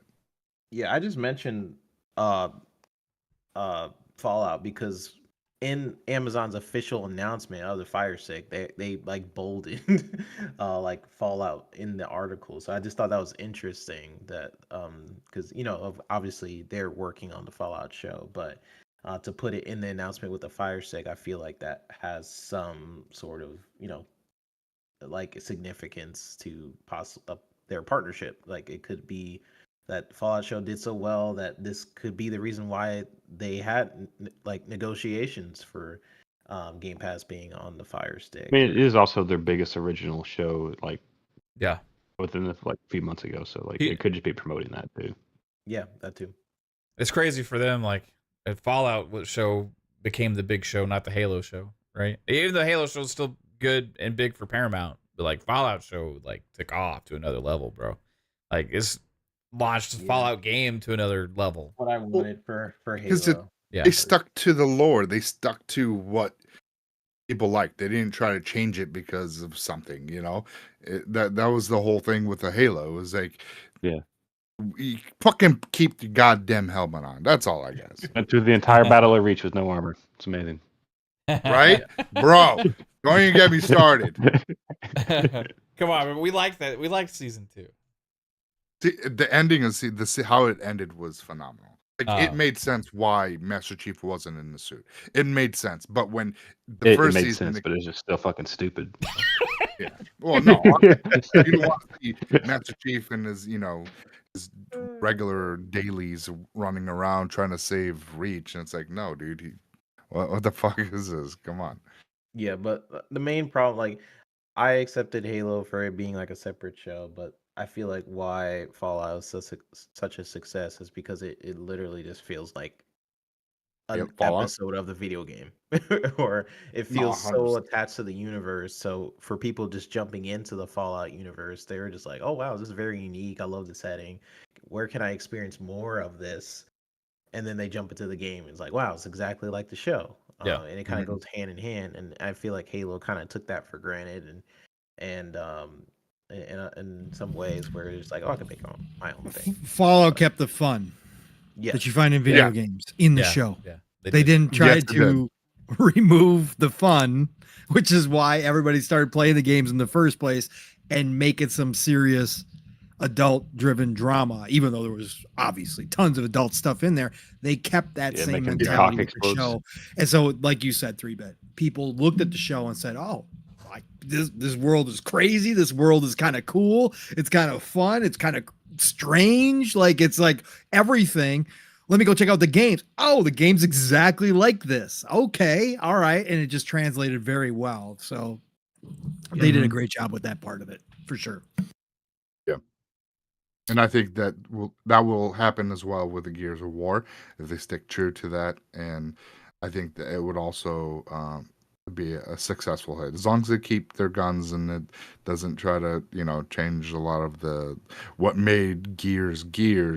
I think that it would just be another hit on their hands, and that's just something Xbox is not ready for. Truthfully, I don't think Xbox is ready for the level of, getting Fallout being a successful hit with the series, and then Gears being successful. They're going to be sitting there like, oh shit, all right, we need to, green light what we have. We need to do this, and I think that. Forza TV show. Let's go. They had it. That would be TV funny. Show. They did a movie. They did Gran Turismo. Yeah, they had a Forza TV show. It was like one of those. It was like the competition show. Like what Gran Turismo movie was based on was like I watched that, but it was Forza. Like back when it aired, they had like the competition with the real race. Yeah, dude. I didn't know that. Like it was like, I guess they had that for Gran Turismo also, but on the PlayStation store or whatever, and their app. But yeah, it was like on Spike TV or some shit back in the day. I was gonna be like, wow. what can they do next? But I just thought Spike about their TV. extensive catalog, and they could literally do a bunch with just Activision alone. Well, speaking of this, like, yeah, Gears show is Netflix, right? But I Fuzzy, I wanted to ask you this, like, because Psycho brought up Gears, and I've been thinking about this, the amount of hype that Gears E-Day has brought. I think when that game comes out, it's going to be it's going to kind of transcend Xbox, right? Just like the community of the games we get excited about as Xbox fans, like that. I think the hype that it's generating is going to transcend that. And you add the show to it and all that kind of stuff. Do you get that vibe with Gears right now? Yeah, like I think the big thing is because it's going back in time where a lot of people were enthused about the IP itself, and then having those key characters from the beginning of the story and kind of being that prequel. I think it's not just appealing to the Xbox fans, but because of that excitement, because of people talking about it, much like with the whole deal with Fallout and the TV show, you're going to get more people that are going to at least want to check it out. And having that game probably release, roughly within, a year's time, give or take, of the Netflix show and stuff like that, or have it where, within a year's time of the next Netflix season ending or whatever. I think that will be enough to bring people to that IP that may not have looked at it before. And that's the thing too. Like, okay, so let's say Gears Elite 8 transcends this and becomes like the most anticipated title that year, right? Or one of the top 2 or 3 just in general. Okay, now you see ads for it on Amazon Fire Sticks. You see ads for it on tablets if you're on like whatever storefront you're on or whatever that has access to Game Pass. You see ads for it on your TV sets. You see ads for it like everywhere. You have access to the game. You don't have to go buy the console. You can actually play it and subscribe to Game Pass. Or if you are really excited and you want the best experience and you're not a PC enthusiast or whatever, go buy a fucking Xbox, right? Like, that's the power of seeing this shit everywhere that they're doing. Man, we talked about. Oh, I'm sorry. I'm sorry. Go ahead. No, Fuzz. If you weren't done, please continue. I'm going to jump in. No, I was going to say it'll at that point it'll be much like what they're doing with Fortnite, where it's like free on the Amazon Fire Stick and stuff like that, and it's free in a lot of other places. It's just that it got booted from the Apple Store, the App Store itself. But having it in so many places where people see it, people are bound to check on or click on it to check to see what it is. I mean, if people click on those games that never wind up being like the ones that they actually show the little samples of and stuff like that for like mobile games, people are still bound to click on it to at least see. The thing looks a little too real. It looks like a movie picture kind of thing. Let me see if this is. Oh wait, actually, Unreal 5. It actually looks like the way the trailer looks. So I think that will be probably even a bigger draw at that point when the game winds up looking like what the trailers look like, and that'll probably blow people's minds in general, not really expecting that for something that they're playing on a Fire Stick or their phone or tablet or what have you. Right on, man. Yeah, I agree. Man, chat, you guys can go back, I don't know, 2-3 years ago on all of our shows when we were actually speculating about WB. Oh yeah. And we were speculating about Microsoft. This is when Transmedia, that word, started coming into play, right? And we were talking about it because we all talked about how we thought it could be a big deal for Xbox if they were going to start acquisition season, and the IP that they had already just acquired was ZeniMax and what it could mean. Just kind of hearing this talk right now, we thought that Microsoft would be ready by now to probably jump back into TVs and movies and maybe restart that process that they had at the beginning of the Xbox One generation and maybe acquire some of those types of studios. But let's say they're not ready to do that right now. We've heard, Phil make mention of it that, that's not something they're necessarily looking at. But with the success of Fallout, right, with Amazon Studios, even though they're one of their main competitors in the cloud, maybe that's the bigger part of this deal because of what Amazon Studios did with Fallout. Maybe they are seeing the bigger picture with Transmedia at this point. I mean, it'd be kind of hard that they're not, right? We know Gears is in production supposedly with Netflix, live action, and also anime. What if they are looking at franchises down the road, Mav, like a Fable, which could have a Fallout type scenario because Fable does bring humor along with adult stuff as well, right? People want the Elder Scrolls, but as Todd kind of explained, Elder Scrolls really is not as simple a translation as like a Fallout is to some degree. So what if you did, if you're Microsoft and Xbox and you're talking about this and you saw what the Fallout series has done for you, all of a sudden you got again, an IP like Fable that translates perfectly. You could create a whole story, have that really fun atmosphere, but with the seriousness and the adultness to it. And you've got this partner now that has proven that they know what to do, with, a video game IP in Amazon. Well, now you cut this deal. So you got Fable, another one, Perfect Dark. Joanna Dark coming to a series with that spy thriller gadgets, Splinter Cell, James Bond atmosphere down the road to Amazon Studios. And then all of a sudden, what we talked about back in the day, Mav, when I, specifically, I had a big, huge kind of deal of plan of what I thought Microsoft wanted to do in the future. Now, all of a sudden, you've got that service. You've got your Game Pass service right in Amazon. So when people instantly get done watching the show, if it is a Fable, if it is a Perfect Dark, or whatever other IP they bring over there, maybe they could bring Doom. All of a sudden, now those people realize, I got access to the Xbox game library right on my Fire Stick. I just got done watching the show. And now I can just jump right over here. Oh, I got to sign up. Oh, I can go try these games for 16, 18 bucks, 20 bucks, whatever it winds up being down the road. Oh, I can just go hop in and go, oh, frick, I really love that show. Now I can just flip right in the same app over to the game section in Xbox and fire up that game and check it out. Could be something to that. I like I said, there's always deals within these deals. There's always bigger plays at play.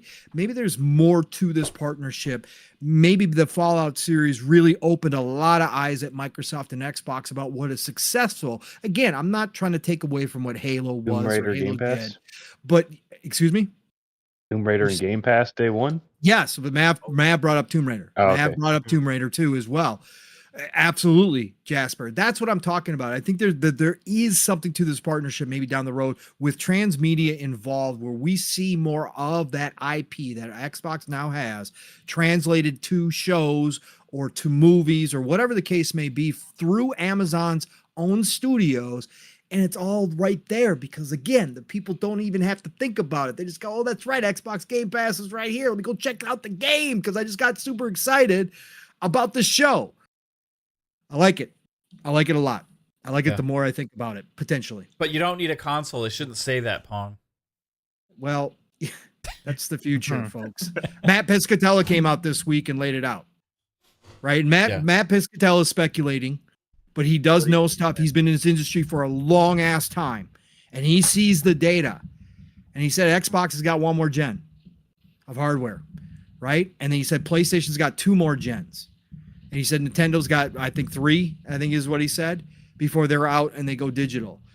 This is the future, whether people love it or not or hate it. It just doesn't matter. These companies are going to get out because, like we've always said, the hardware is not the moneymaker in any way, shape, or form. And the minute they can get away from the hardware, just like the minute that they can all, I think, actually, he didn't say hardware. He said physical games. I should correct myself there. Yeah. He was talking about physical games that Xbox is out, right? Xbox is out next gen.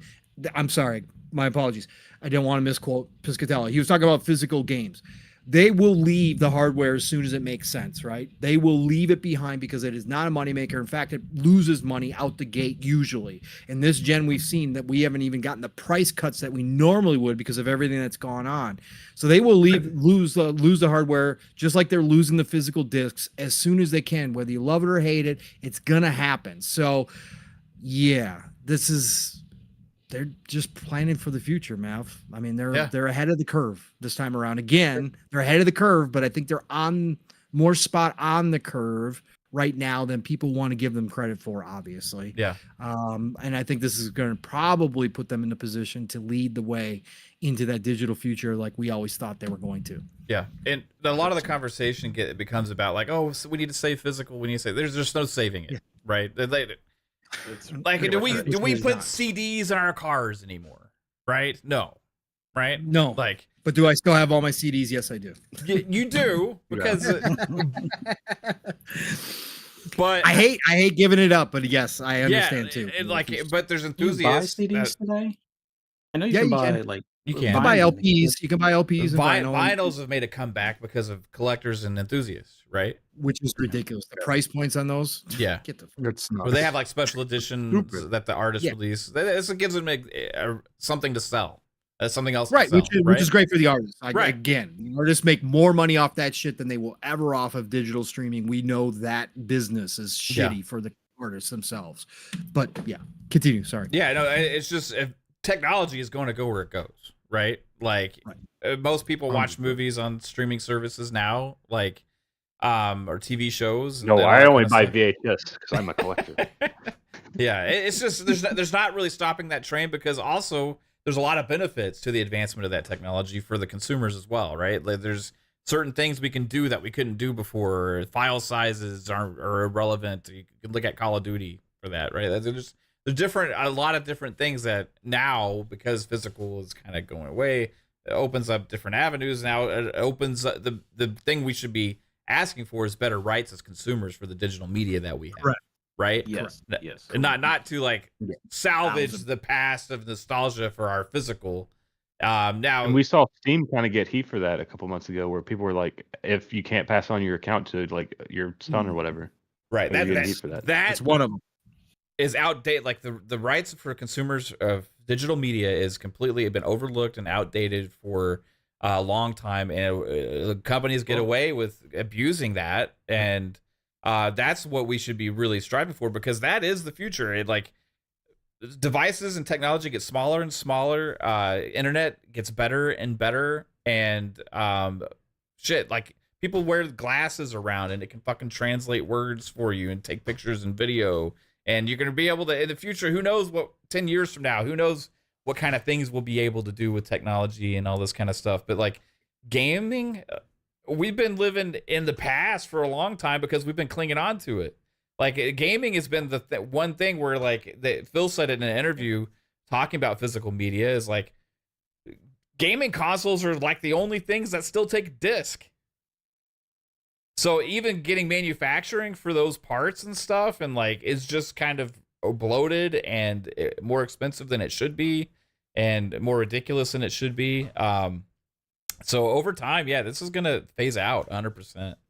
Yeah, I will say, Xbox kind of was looking out for you. Was going to have something in place, so your digital media. Way I mean, ahead of back time in on 2013, that. Yeah, when everyone bitched about it because no one understood anything. And well, to be exactly, fair, and Xbox now they didn't understand it either because they couldn't explain it Well, to anybody. the people that were there explaining it, like Don Mantrix, And Major fucking Nelson on horrible. podcasts. How many times was Major Nelson doing podcast interviews back around the time of that? I remember listening to like one on IGN or something, and like it was Ryan McCaffrey. I think it was on Unlocked or something, and he was being asked questions about like the DRM and Xbox, and he's like, you can't hit a Xbox. It's like you can't just hit a button. Like, hey, what do you guys want? You know, you're Xbox Legend. What do you want us to hit some kind of button? I don't know what to. Can you explain it to me later? No, I don't understand it, but it's gonna happen. Yeah, it was very early. It was very early, and they did. You know, now they were ahead of the curve, but you know, no one wanted it because they weren't sure of it. But now they see it. They're like, oh shit, you know, what happens to our physical media now? Yeah. And that's where, you know, I hope that Xbox has a solution in hand. Just did put out a tweet that they're working on games that you already own being able to be played via the cloud. Yeah, that's the thing that Phil Spencer himself has said a couple times that like this is going to happen sooner than later. I don't know when. I don't know what the tie-up is there, but like that's happening. I mean, they said keyboard support was coming to Xbox, and that took 10 years. So yeah. But it's probably just what is it called, the IP or the licensing of having that. That's probably what it comes on. Then people, well, we want our cut if they're going to have the physical media, you know. And it's just like, well, when you buy a Blu-ray DVD, you get a digital copy of the movie. No one's complaining there. Yeah, oh man, I took advantage of that shit. I would buy the physical version, and I would take the code, and I would usually watch the movies like honestly like with the digital code. But now I sold all the fucking physical, most of my physical movies, and I still have the movies because I fucking had used the codes. Yep. Anyway, they definitely and use yeah. Go ahead, Saigo. No, I was gonna say that there was the movie app, Play Anywhere or whatever, Anywhere, whatever the fuck. Yeah, it's called. movies anywhere. Like, yeah, and you can have like all the because there was a couple different streaming movies. It was the Ultraviolet, and then there was some other bullshit. Yeah. So Oh yeah, sorry. I remember that. Yeah, all I was gonna say is that is something they need to do over time. Every company, they need to go in and look at digital games. Like if we're going to start to get rid of physical games, they need to go back and figure out a way that we can still preserve our games. There's too many cases of a game going offline, and you probably spent like hundreds or thousands of dollars in a specific game, and then it goes offline. You can never play it again. And I know there are certain cases if a game is strictly online, that it's run by servers, and if you don't want to run those servers anymore, you can't force a company to continue to run those servers. But it also happens with single player games. Maybe it's as simple as maybe offering more games, offering offline solutions, or making sure that if it is a single player game, that because of rights or licensing, you can't just take it away from people who purchase the game. I remember Well, they don't really take away if you purchase it. they did for my game Scott Pilgrim. I remember they did for a couple of my games where I had it, and then it was like, oh, sorry, it's leaving your library, especially if you delete it. I know there's some cases where they did take it away as long as you download it is fine, but there's certain One example of that One. that was famous was PT, the PT demo. Oh, yeah, Even though it's just a demo, like you didn't buy But it, that's right? because But like, that's because it was free. You didn't buy it. If you spent Right. money on it, you can always download it because it's still in the store. yeah, I It's haven't. from a while. No, because some of the wording is that you're not purchasing the digital item, you're purchasing the digital license access. Like the perfect example was WB with Sony. When before they renegotiated the deal, and Sony was like, we don't feel like renegotiating, and they had to remove all the WB stuff that people actually purchase. But when you read the bylines, you're purchasing license access and not purchasing the digital content. So they're taking them away based on their wording for purchase versus what the common person would think a Yeah. purchase is. Like if you pay money, you think you're actually purchasing it to own it, but you're purchasing the right to view it via license, and that's it. And that's where, once again, the laws have to kind of catch up to the times. What's funny is like physical media and gaming, and really all physical media has. You guys think your protections are really good for that either? It's not what you think it is. Like if you if you take one of those read one of those user agreements you have to agree to, or that's in the fucking box or on the back of the box. There's crazy shit in there. Like if we decide to end the license for this game, you have to destroy your physical copy of it. Like there's shit like that. Nobody's gonna actually do that, right? But like stuff like wording like that is actually there. Like legally, we don't own we own the disc. We don't own the access to the game. We own the rights for access as long as they deem it so. And that's the craziness to the whole thing. The physical game isn't going to give you any more protection if they shut down the servers for it. So it's like, you just have a paperweight at that point. Babylon's Fall, right? People that bought physical copies, were they any more protected? Nope. No.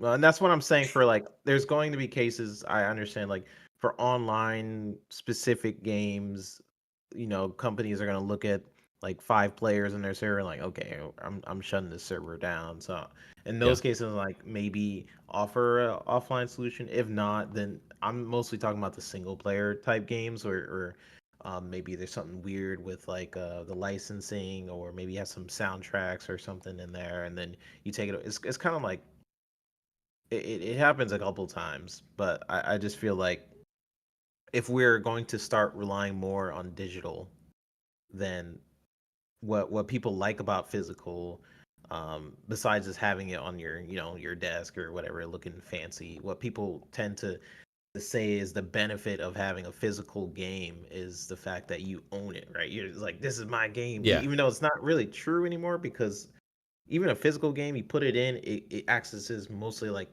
it just checks. It's for like it's a disc that has a key to it, yeah, basically to access the right to download it. right, right. So it's not even really about that anymore. In a way, it's still weird because the physical games is yes, it's a key to a digital game in a way. But if this is going to be the future where digital games are going to be replacing physical games, and they pretty much are at this point. I think a couple of different sites have pointed out was it like most gamers are playing digital games like 70-80%, just something crazy high. I don't remember the exact number, but I mean, I'm fine with not. I haven't bought a physical game in a long time. That's just me personally. Like, I Yeah. don't think I'm going to buy a physical game anytime soon. Maybe like a special edition of like a game I really love, like maybe the next Halo or Gears or something like that. Maybe, but even then, that's just like a stretch. I was most likely buying digital games going forward. Yeah.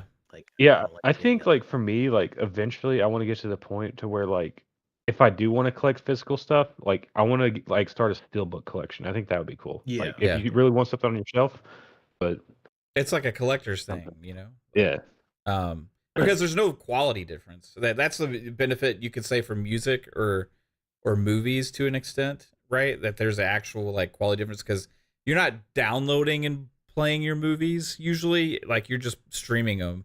And music too. So like vinyl, yeah, you have like a quality difference there. Movies, you know, you get that 4K Blu-ray or whatever versus the streaming quality. There's a quality difference there.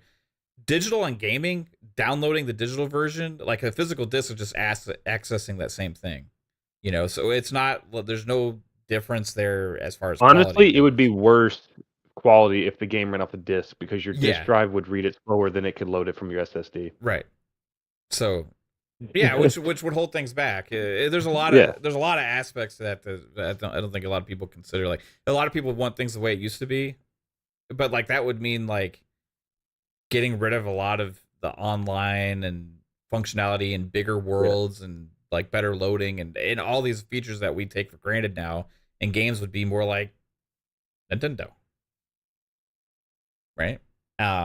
And for me, even Nintendo's going beyond that. Like if you look at games like they do like with Splatoon and Mario Kart, where a lot of the extra content is now all just added over the years. There's pretty much games as service games there too now, right? So You think Nintendo with the Switch 2, they're going the cartridge kind of route they're going to be the longest to have physical media, and their physical media holds the most value for the longest time, right? Because they don't ever drop their prices. Like no, they do not. Going away from that. Like you can go in fucking GameStop with a DS game and get like $5 for it. Still, it's ridiculous. No. Oh, you get like $65 for that shit, dude. Seriously, like, Pokemon Black version 1 or 2. Yeah, that motherfucker still trades in for $30, almost $40 fucking dollars, and we sell it for over $100. How much is Mario Party on the Switch? Because dude, when I told you I was moving around the media room to make the fork for my daughter for her birthday, I found a Switch Mario Party disc, or not disc, cartridge on the floor. They're all still worth a lot. Depends, because Mario Party now it just depends. I think it's about 10, 15 depending on it's a shitty version of Mario Party. But yeah, no, dude, like Mario Kart 8 Deluxe U. That motherfucker has been around since the Wii U, folks. Wii U, and it's still $60 fucking dollars. Yeah, the thing with the Wii U that it's so rare though. That's Wii U games are rare because there was so few Wii U's out there. So no, this is for the Switch. This is the Switch version. Yeah. Of the Wii U. You said Deluxe U. Well, that's what it's called. It's called Deluxe U because it's the Switch version, and that's bitch is still $60. Oh, yeah. It's the Switch version of the Wii U game. It's Mario Kart 8 because they have not made 9 at all. What about Breath of the Wild? That you still high price. Nintendo Switch games and DS games. If it's first party Nintendo, gets top dollar trade-ins. Yeah, that's the world everybody wants for console. It seems like people want for regular consoles like Xbox and PlayStation. It's just they're not that. They're not that even kind of thing. You know, not I- even Xbox games are like PlayStation first $3. party. I don't want to live in that world either. I want my games to, if they're like 8 years old, to be fucking cheaper to buy. Okay, like I'm sorry. Forza Horizon 4 they just delisted, or they're delisting. Yeah. But like, But you got they're- it. Did you get your digital code? yeah, they gave it to me for free because I had it in Game Pass and I had bought in the upgraded They thing. send you or like an content. Xbox. Was it like a message? Like how did they? Yeah, it's send just a message through Xbox from Xbox. Yeah, they just send you a code. check. Like, see, Let's see if I got it. that's This is a free copy. that's since cool, you bought the right? DLC. Because the only reason they're delisting is because of licensing. But they're saying, hey, I know this sucks, and you have played it and you bought content for it or whatever. So guess what? Make sure you redeem this code so you don't lose access to the game forever, right? And it was just pretty sick, you know. Like I appreciate that. You couldn't do that with physical.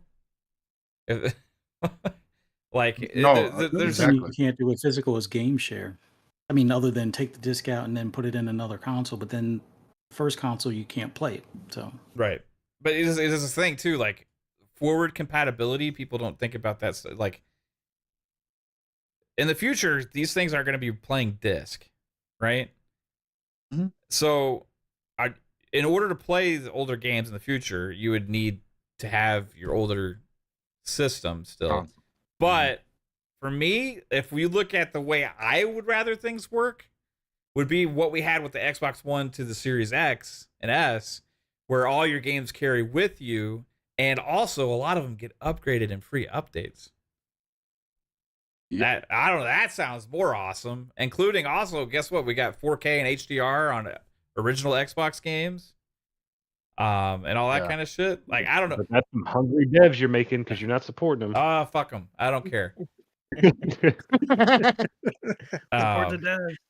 They make But make you don't money. like blurry PS3 games on a PS5? No. I mean, I tried that shit. I tried it. I the first month that PS Plus Premium came out, I subscribed to it so I could try the PS1 games. This shit was so bad, dude. It was horrible. This is something I wanted to ask Pong. With the more like Xbox getting more popular with Game Pass, people understanding what it is finally, does that end up putting pressure on PlayStation not to have such a shitty service? As of right now, no, because they're What was actually that? putting more and more shit into their service. So I think eventually, as they start to expand out, and as they get to more places, if they want their service, PlayStation is going to be stubborn for a very long time. They believe that their games are better than everybody else's, and that they will have this mass of people that will always just blindly support whatever they do, and they don't necessarily have to offer more value than Xbox does, or even at close to the similar value that Xbox does, because where they're does that switch though? Like at what point does they start to feel the pressure to have to compete with services, right? when we get closer to the all digital age, and it does come down to a service war like we've seen, on the TV and movie side of things, right? That's when that would put pressure on PlayStation to start to compete in that area. But I think up until the bitter end, right, they're going to try to do it their way. And Kicking I think and screaming. kicking and screaming all the way. I don't know. I don't know what the correct answer is for that, but I just don't think it anytime soon are we going to see that pressure mount to the point where PlayStation thinks that they have to, try to do exactly what Xbox does. I think like right? Game Pass needs to become synonymous with people. It would have to. It would have to become Netflix. It would have to become the Netflix, right? Of video game. Like Xbox would have to prove, like Netflix did, that people are willing to go that route for video games, just like people were for TV's a movie, right? I think they would have to become close to Netflix for PlayStation to start jumping on board and offering that type of value. I really do. Yeah. Yep. Yeah. Calorie was saying in the chat, yeah, like Gran Turismo's still not in PlayStation Plus. Right. God of War Ragnarok's not in PlayStation Plus. Like, there's stuff that No doesn't play- make sense. Didn't they remove Spider-Man, Horizon? they removed Spider-Man? Spider-Man, Spider-Man, Miles yeah. Morales. Was it Miles Morales or I forget which No, one the they first just removed. Spider-Man. Yeah. The first Spider-Man. And they never Yeah. put MLB in there either. Like, Yeah. But they put it in Game it Pass. just doesn't make any sense, bro.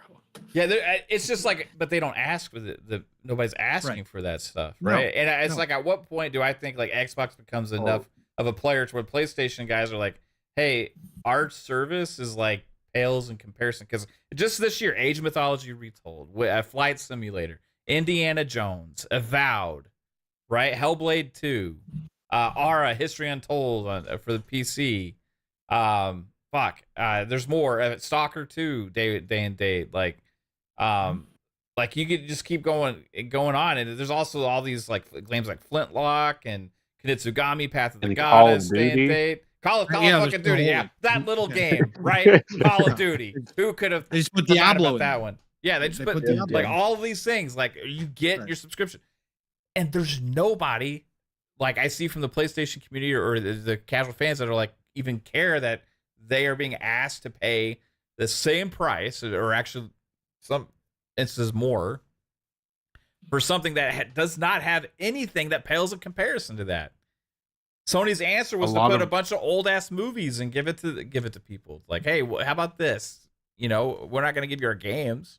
Well, We'll give you know, this. the argument for that is, Mav, that a lot of it, the quality of games are going to go down now because it's Game Pass fodder. That's the news. But I think that's Mm. an argument they make, but it has no weight or actual intelligence. I mean, Yeah. we've Hellblade also says seen hello. that Sony's not really fully behind that decision, because every time they've done test games with like Horizon or whatever, they said, "Oh, it's cannibalized our game sales." Because they're We're not doing stupid. It this doesn't anymore. work that way. You can't judge it based on one game, especially an older one, and say, how is this going to affect our subscription? How much is this going to cost us? It's so stupid. It's like you're offering, it's like a buffet, right? You're offering a buffet. Okay. All right. Here's everything we have, and it's this price. All you can eat. Okay. But if you're PlayStation, here, we're going to give you 2-year-old fucking meatloaf, and we're going to charge the same price. And when it doesn't work out because we sell less meatloaf, you think it doesn't fucking work? You're stupid. It doesn't work that way. but You Matt, gotta have but- the buffet. But the problem being though is still to this day, right? They don't have the games that keep people engaged into that type of ecosystem. But even right? those games they're not putting in there. Right, because they don't have anything, because what they are saying, and it's probably true on their side. Like I said, we never got to see, I asked this question when we saw some of those numbers, right, about Horizon and that kind of stuff. How many people stayed, right? After they played, how many people stayed in? Like, what kind of increase did you see of people that stuck around and continued their subscription forward, right? But that's the problem, is because when people with those types of games, if that's all Xbox offered, we probably see a lot of the same stuff. You hop in for a month, maybe 2 months max, right? For one of those games, 2 of those games, and then you unsubscribe. People now know how to unsubscribe. Back in the day when we first started subscriptions for TVs and movies, again, we had the mentality, people just forgot how many things they're subscribed to. People have now been trained to double check and to, unsubscribe to things that they're no longer using. So nowadays, people would know, hey, Sony's new first party game came out, right? God of War, right? Whatever. Number 3 came out. Cool. I'm going to hop in. I only need that subscription for 30 days. I'm going to pay the $18, whatever, and play the hell out of that God of War 3 and then pop out. And I'll wait for the next one to come. Right. So for Sony, it doesn't make any sense. The deal is you can't half-ass it if you're going to do a subscription service. Right. And you've got to have things that are going to keep people to stick around. Xbox, we know, has a plethora of titles that if you are that type of gamer that doesn't just play 1 or 2 or 3 games a year, you can pop in there. Well, you got games that are ongoing service games now galore, coming successful, highly successful. You've got these huge, massive Western RPGs, right, from Bethesda and Obsidian and others that you can play for hundreds of hours. Sony has none of that from the So first party basically, now. they can't do it because Sony has no games. Sony's got no big games that keep you entwined, right? No, and on top of that, think about what they have right now, which Yeah. is nothing, right? They don't even have a roadmap. Yeah, they right don't have a roadmap. Yeah, it would be a bad Right. time. It'd be like Xbox Right. launching Game Pass in 2022. Like, Have a roadmap of a roadmap. right, right. Well, the biggest game they have that they could have probably gotten away in doing something along that lines would have been Destiny. Like even Game Pass had Destiny's DLC for that year. What was it, The Taken King or something like that? I forget which one it was, but that actually got me to play Destiny and actually buy another season even. Right. You should try stuff along those lines because I think that was the largest like resurgence for Destiny probably since the launch of Destiny 2. So I don't know why they don't even use the IPs and stuff that they have and leverage them in a way that makes sense. Like, didn't they like also just cancel Stubbornness. the reward system or something that they Yeah, just it's launched? on It ends at the pause end of or the year. something. They on they pause. technically they, all no, during they a paused sale. it 3 months ago, and then they Oh. finally canceled it. Like people was like, "Why isn't that So working?" the whole whatever. PlayStation Stars thing that they just came out with, that's Yeah, what they're it's on. shutting down? No, Or- no, I don't no. think it's Oh, Stars. okay. I think it was They the were old shutting down the Sony old. one. Yeah, it was the old Sony Rewards program that they're shutting down. Stars Okay. though have been available now for like 3 months, and people are getting upset. Okay, The that's Stars what- program hasn't been upset. They got people out here going, "Oh, don't worry, they're tracking in the background. When it comes back online, everything's going to be fine." How All does this- how does it go offline? Like, Nobody knows, and nobody has any answers because Sony hasn't come out and said anything publicly about it. They turn off a button because they want to cancel. And people it. aren't buying enough games to be a 4-star support member, so they can't get the call. Yeah. Right.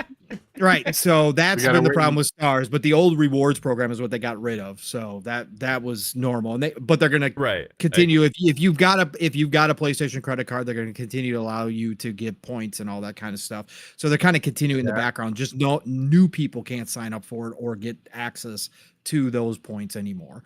So, but yeah, the Stars program is something that's been like under the radar. If you go in the PlayStation side of things, you can see people starting to complain about it. There are some people out there speaking up about it, going, "What can we just get an answer? What the hell's going on with it?" But Sony's not saying shit as usual. So. Yeah, I feel like Console Sony has price Sony's better. rewards has always been terrible. Like you would have to buy a $3,000 TV to get $30 worth of like rewards points. Like with Xbox, I think if you spent $600, you got $60 worth or something for like early days of Microsoft rewards. So it's like you buy a Early console, days you were- can now get a free game. We're good. Yeah. Yeah, because I- they just increase. It seems like I don't know what happens, but I just look at the Xbox thing and I always have like 12,000 points or something in there. Like it just kind of accumulates by itself. It takes about a month, and I have like $15 worth of shit to spend, and I end up using it on either old games or towards a new game or something like that. Like I think they've done a pretty damn good job on Xbox side with the rewards program. I know they keep changing it and tweaking it and stuff, and you're right. Yeah. When it launched, it was insanely it was like insanely good. It's like you're getting 10% cash back almost. Yeah, Fucking- you bought a $60 game, you get $6 back. It's like, Yeah, well, they had deals too. Remember, like they had buy 3 Game Pass games or something and get like $25 worth. yeah, or some shit. Yeah, they would have crazy. They even had ones like if you buy 3 games over this 3-month period, you get $60. Shit like that back then. Or Yeah. there was the punch card for like every new big game too, where you get like $5 for the punch card and then like $5 for the cash back or whatever. Yeah. Yeah. Yeah, I No, miss it those was rewards. crazy. I think Yeah. like Sony right now is reminding me of Google a little bit of like them stepping and trying things, but being too afraid to go all the way with it. Of like dipping their toe in the water of like live service games, all that didn't work. It's not successful. Like they've been think- doing that. Yeah, go ahead. it seems like they're trying to stop the hemorrhaging of losing either money, and things that are costing them. I think that's what to me, that's what it seems like, Yeah. because giving away the points and stuff, that's hemorrhaging money. Taking risk on new games. They don't want to put that type of, money into making, New IPs. I mean, they new pretty much IPs. they pretty much said That's why. they're in the returns phase, right, of their Yeah, so now it's franchises. remakes and remasters, and that's it. And you're not going to see nothing new within the a studio outside of a new acquisition for new IPs. I think, and that at that point, even then, I mean, look at I forget who makes Days Gone, but you know, I- being backed Zen by Sony, Studios. and so they could make a great sequel with the funding of PlayStation and really get it polished and what their standards are at Sony. But they don't want to take that risk That game because made just they might as not much get money return. as Horizon. That's where it's just like Yeah. weird business But decisions. also, there was a problem with like the director or the head of the studio, whatever, where he made some comments that Sony didn't like. Yeah, but it's just like they were right. I'm pretty sure. Like he was just saying like they were treating the game kind of like trash, and it Yeah. was making more money, if not the same as Horizon, which is like their baby that they're making a Lego version of now. So But it's just Gorilla is the baby of PlayStation because they made what Fallout? Oh, no, Killzone. Was it Killzone they made? So there's history with them. Not Bend. Bend did not. So you can't talk trash about Guerrilla Games there, Bend Studios. We're gonna punish you. I think Now you're Ben does have forced. a history with him because Ben originally broke off, was like the successor for the Splinter Cell team. Like the guy that made Splinter Cell like split off and made Ben Studios, I'm pretty sure. Really? I did not Yeah. know that. So the former Ubisoft guy. Or not Splinter Cell, Siphon Filter, I'm sorry. Okay, I was about to. I Yeah. was gonna say, like, I was like, what? Siphon Filter, that makes more. Yeah. It could. Well, if that's the case, then they really hated Siphon Filter because there ain't That's no talks about that no game. SOCOM, no Siphon Filter. They have hits on their hands and they're Yeah. fucking pussies. Sorry, excuse But my they just- language. I mean, if you Focus want on to, They're investing in music and movie theaters. That's the new Yeah. thing. movie theaters. every time Yeah, I they see bought Because they couldn't Sony get Paramount, so they bought some sort of movie theater franchise in Texas. Actually, Oh, is it B&B? I can't remember. I know it's not Movie Tavern because that's what's out here, but it's one Alamo? that's. I think it was Alamo that they bought. Okay. Yeah, they Interesting. bought That's Bareback Sony Bitsy. owned. That's where I I took guess- my daughter to see Little Mermaid. Yeah, it's I like wanted one of to those see- Eden places, Eden. Yeah. Is that where we went to go see Bullet Train? No, we went to Oh. fuck. I don't remember the name of it, but we went to the one that's like has an arcade, bowling alley, and the Eden Theater. Dude, that fucking was. Oh my was god, here not goes prime about his rib. fucking fries or Brisket and fries. Dude, those fucking fries, they were the shit. Yeah, they were Have you guys Texas noticed? has some amazing barbecue. Like, Yes, they do. I have a question. I don't know if you guys noticed, but I have. For the last 2.5, almost 3 months at GameStop, we have not received PlayStation 5 controllers at all. We've been zero. We've been getting, the pre-owned drift. stuff. But there has been is there been any litigation in the UK? I thought I remember hearing last year that they had a civil lawsuit against Sony for the controllers, because it's just funny now that for 3 months we had 0 controllers. Like people want, like, especially the Edge. I can't get the thumbstick modulars or the controller or the Portal. The Portal has been fucking we've seen non-existent since two launch. things where we've seen more people are still on the PS4, and then we've seen a recent article where they were like 60 something% of people on Steam play with Xbox. Oh, if they're if they're using a controller, it's the Xbox controller, mostly on PC. So like just those two things, I feel like could add to that, but yeah, I don't know. I'm not Not a lot of seeing people. any. Well, It's there just are a lot weird. of consoles out there, but I remember seeing a report of like there's a lot of inactive PlayStation 5 consoles as well, just out in the wild, probably around the time when there was like bots or people just buying it, and then they probably like bought up all of it, and now it's just sitting in warehouses somewhere. So They're all at military bases. Yeah. But I'm just not getting controllers, and it's just fucking crazy. I have I had to put the what is it, the control freaks in their spots where controllers are supposed to be because I don't have any fucking controllers. People are like, can I get a PS5 controller? Nope. You might want to I got ask six. I'm Corbin. gonna You might make want to a ask I don't I'm know gonna Corbin. what make a to tell you. I'm gonna make a guess. I'm gonna say if you get a chance, check Best Buy to see if they have controllers on shelf. They're probably prioritizing Best Buy because that's a bigger partner for them. And Mm. they've had a major issue with stick drift on the original That I controller. know. So Best Buy is the type of place where somebody has stick drift and they bought it within 30 days. They're going to take it back and it's going to sit there until they send a pallet back to Sony kind of thing. So the battery Best life Buys are is probably the place where they have them readily available, if they have them at all. Because I get so many trade-ins for stick drift PS5 controllers. It's just insane how much I send back to the warehouse. And it's just weird not seeing any new PS5 controllers. I was just wondering if anyone remembered if there was any type of, I think if there if was, there's there'd be any some litigation. kind of news or something like that. I think it's probably just like some supply constraints or something like that. They Xbox, I'm surprised more so that they haven't had their Elite 3 announcement yet. Ready for that. Yeah.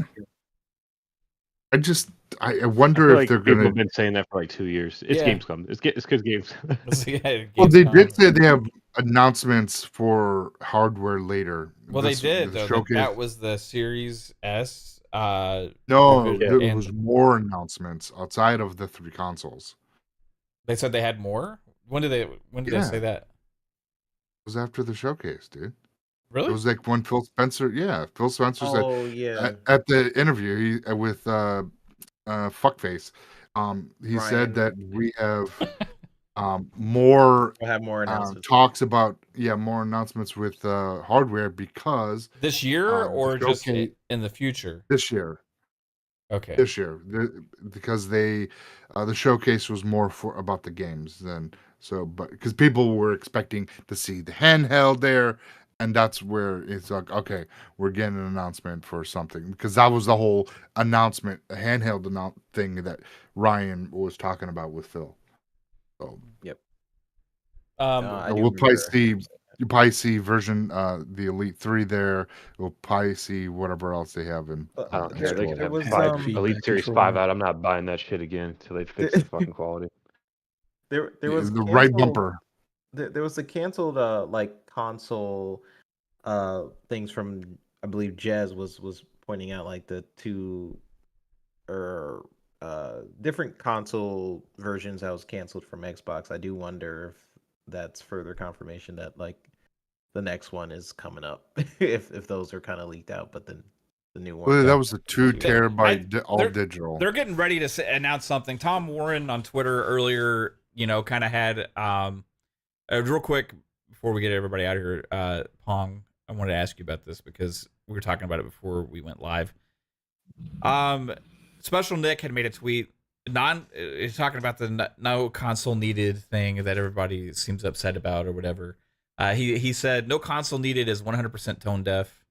Part of this is Amazon's marketing also. They don't want you to think you have fucking need a console, right? Like Well, they want you to just think you have to have the streaming stick, right? So, but finding an alternative is tricky too. He said Xbox without the box, your Xbox in the cloud, your Xbox everywhere you go. Basically, need to avoid directly. We don't care if you don't buy an Xbox, is what Special Nick was saying. I don't Wow, think. it's like they've been saying that for fucking 5 years now. Yeah, I don't. Yeah. I don't personally care or think it matters really. Like, but I get what he's saying. Tom Warren says I think it'll all make more sense soon. Mhm. Soon means soon. Well, What was he we did replying see. to, though?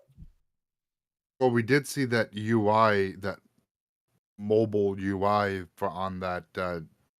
What was it? Car? The EV taxi. So they're thinking that could be the streamlined, mobile or handheld UI that we possibly could get. Which would be fucking. That thing it looked really good. So Yeah. They're also supposed to announce or release the mobile store middle of July as well. And that's pretty much right around the corner as well. Yeah, mobile maybe. Mhm. Yeah. Is that probably what he's referring to then? Is that what you think, Pong? Yeah, I mean, I think it's going to be a combination. I kind of said this earlier. I think that they're going to start slowly revealing kind of their future plans and what this is all going to look like, right? I don't think we're going to get the whole boat because I think, obviously the new console or whatever it's going to be comes later, but I definitely think that they're going to start indicating some different things that they've been moving towards with all of these deals, with all of the stuff that they've been talking about repeatedly about expanding out and playing wherever you want to and all that kind of stuff, the stuff that we have been hearing for years. But I think they're ready to start reviewing some of this stuff. And I think specifically, with the console stuff, and why Tom Warren said that is I think because we are going to start to get a glimpse of maybe potentially some other devices like the handheld, some other stuff being teased or announced or at least hinted at more and more. And I think it's going to maybe that there's going to be some more information coming out about some of the different paths they're going to be walking, including mobile, which we all knew was coming eventually here. And we heard that the store was coming. So I think it's just going to be a culmination of all of that, that the reason why they keep distancing themselves from needing a console for everybody is because they have fully committed to what they set in motion a while back. Now with the ABK deal, all that kind of stuff done, that this is the new Xbox, right? Again, love it or hate it, there's no more discussion about this. Like, this is not them. They are no longer focused on the console market solely. That it is not. And if some people want to think that it's an afterthought, fine. Think of it as an afterthought. It is only just one small place for Xbox. Xbox is thinking about all this stuff in much, much bigger terms. But I think that Tom is hinting that we are going to hear some stuff come out that is going to start to show us the different paths that they are taking and expanding out from. And so that, yeah, the console just isn't the focus anymore. It's just one avenue. It's one entry point. And like we've talked about and speculated on, and I think that a lot of us are probably going to wind up being true, it is going to become the enthusiast box. That, maybe they're going to have so many different ways to enter the Xbox ecosystem that they don't need that dominating console that everybody thinks that they do, and that they are going to go high end. And it is going to be for those people who really do just love Xbox and want the best of the Xbox experience. And that's what they're going to focus on from here on out. But you're going to have all these other places that are seamless. It's all the same. It's going to be all seamless for you, just like it is on the Amazon Fire Stick now. Because the best part, again, people don't talk about this enough. You're gonna be able to fire up the Fire Stick, log into Xbox, and all your saves are gonna be there, and you'll be able to pick up your games right where you left off. Like, again, people don't understand on the PlayStation side how cool that shit is. It's just so seamless. It's you don't even think about it anymore if you've been playing Xbox. But again, that's just going to be multiplied here. And I think that's what the evolution is that they're going towards. And I just think that we're just going to see more and more of it. So I think Tom obviously knows something's on the horizon. Like I said, I would guess handheld, more information on the mobile, maybe hints at what they're doing for that next gen console and what it's going to kind of include. Maybe this GeForce Now deal is real, and maybe they got something where they're going to start streaming through GeForce Now. I think it's just combination of all that. So that like That's what potentially your Game Pass PC library streaming Yes. to via GeForce Right. Now to wherever you want. That would be Right. pretty sick. It would be. It would be. It would Yeah. be sick as shit, man. Even if it is another tier, like Fuzzy was talking about earlier, I think the tiers are coming. I think they're going to change the tiers eventually. Again, I don't know if it's going to be this year, but if they add something like GeForce Now, where you pay a little bit extra, but you get like that 4K, quality of streaming. Everybody that's plays GeForce Now says it's freaking incredible, bro. I see people playing Cyberpunk like legit maxed out, like streaming. Like if that was an option, I would be using it right now, because I play on the tablet with console streaming a lot, right? But it's maxed at a certain quality. But like Steam Link is pristine, bro. But like if I could get that like GeForce Now like 4K shit on my Samsung tablet, like my OLED tablet, like in bed, that'd be fucking So cool. sick for my Game Pass library. Hell yeah, dude. Right. They have all these cloud deals and partnerships. Like I think eventually the tier system is going to split between like Xbox and PC, and then cloud is going to be its own little tier you can add on if you want. Like add on. Like they're putting so much into the cloud. It's like right now cloud's just there to get people kind of like playing with it and interested in it and seeing what it's about.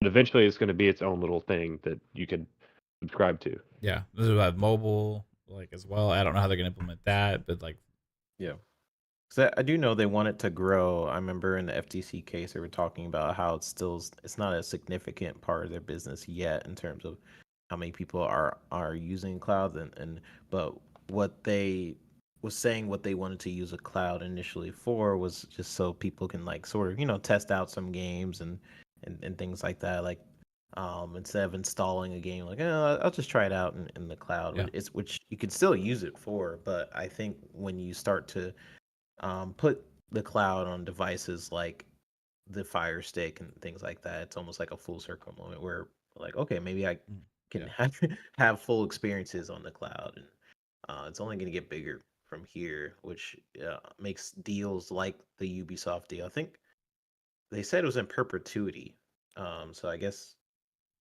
for 15 years they're in a contract with Ubisoft, but it also said perpetuity. I don't know what I guess that means forever, but who knows? Who knows with that legal language? But they have deals with like different companies with the cloud. So I wonder. Yeah, all those like other ones in Europe and shit that they named. Like they you whatever. Yeah. What the heck? Well, didn't they sign a deal with also like Nvidia for like the Call of Duty games and stuff too? Yeah. Yep. Yeah, I think so. So. Cool. Call of Duty's fucking everywhere, yo. Be on Switch 2 also, whenever that gets announced. Yeah, whenever Nintendo gets up their ass and announce a fucking thing. I think they're trying to beat the PS2 hardware before they announce the Switch 2. I fucking swear to God. That's what I feel that they're trying to do. So they can be like, we have the best-selling hardware ever.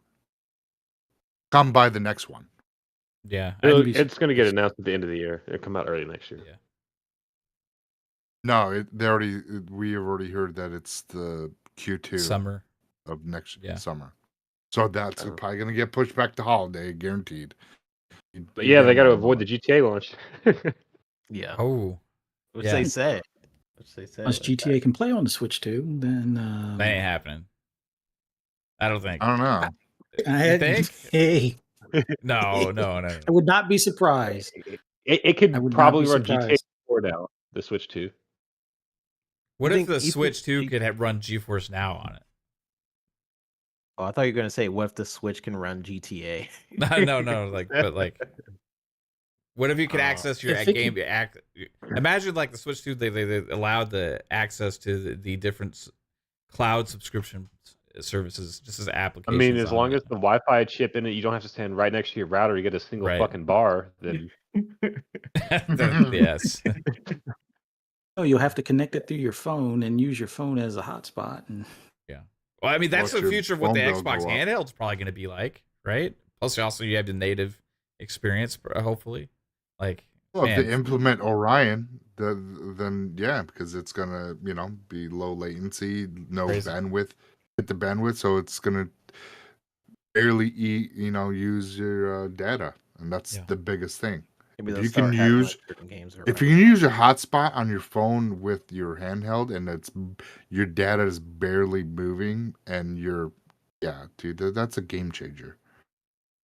Do you guys think GTA is gonna have any kind of marketing deals? Well, I know that if you No. made GTA, the characters would all be super relatable, and they would just have conversations in coffee shops. And I see that shit. You're trolling the chat about Gears constantly. He said when Pong was talking earlier, and you said you're gonna make Marcus more relatable. I fucking almost died, dude. he said like Marcus needs to be more relatable. I fucking almost died. Listen, the chat's been trolling me. I had to Yeah. fight back. So do I think GTA is what? Oh, I said, do you Marketing. think GTA is gonna have any Marketing deals? No, I don't. They're gonna have to come with big fucking bags. If don't know. anything, PlayStation, Xbox can be the one paying them. Be like, hey, can we market your game, please? Yeah. Oh yeah.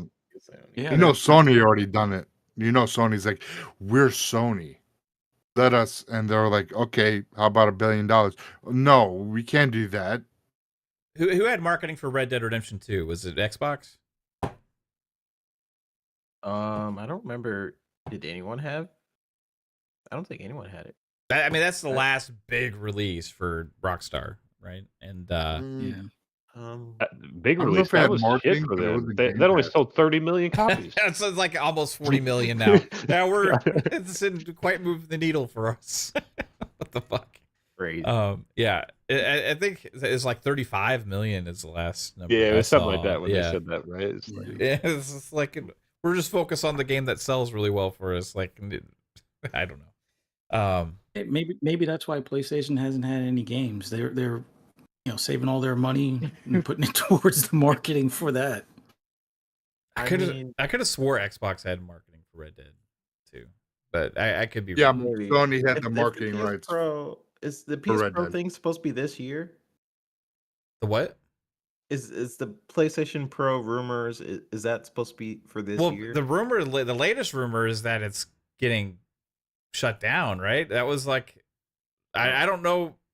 I saw people talking in a YouTube chat. Okay, this is as far as I've seen. I was watching a podcast and I was in the chat and people were talking about like the PS5 Pro getting shut down. I don't know if they're joking or what, but they were talking about it as a rumor. Is this did I stumble upon something? May have started that rumor. You may have started it. Okay, give me Well, the no, because history on I this. said it Buzz. after them not showing anything leading up to the summer. Okay. I figured they wouldn't have it, but then seeing Astrobot, it's like, well, no, Astrobot's going to be the pack-in for the PS6 or PS5 Pro. But like everybody's talking about, oh, what can they market? And I'm like, if they want to market anything, even though they can't technically market, but they could say the best place to play Call of Duty because they'll have a more powerful console at that point. But it would be kind of weird for them to do that since their competition owns it. So they'll either push to say, hey, the best place to play third party stuff, and then hope that people don't notice Call of Duty, or if they cancel it.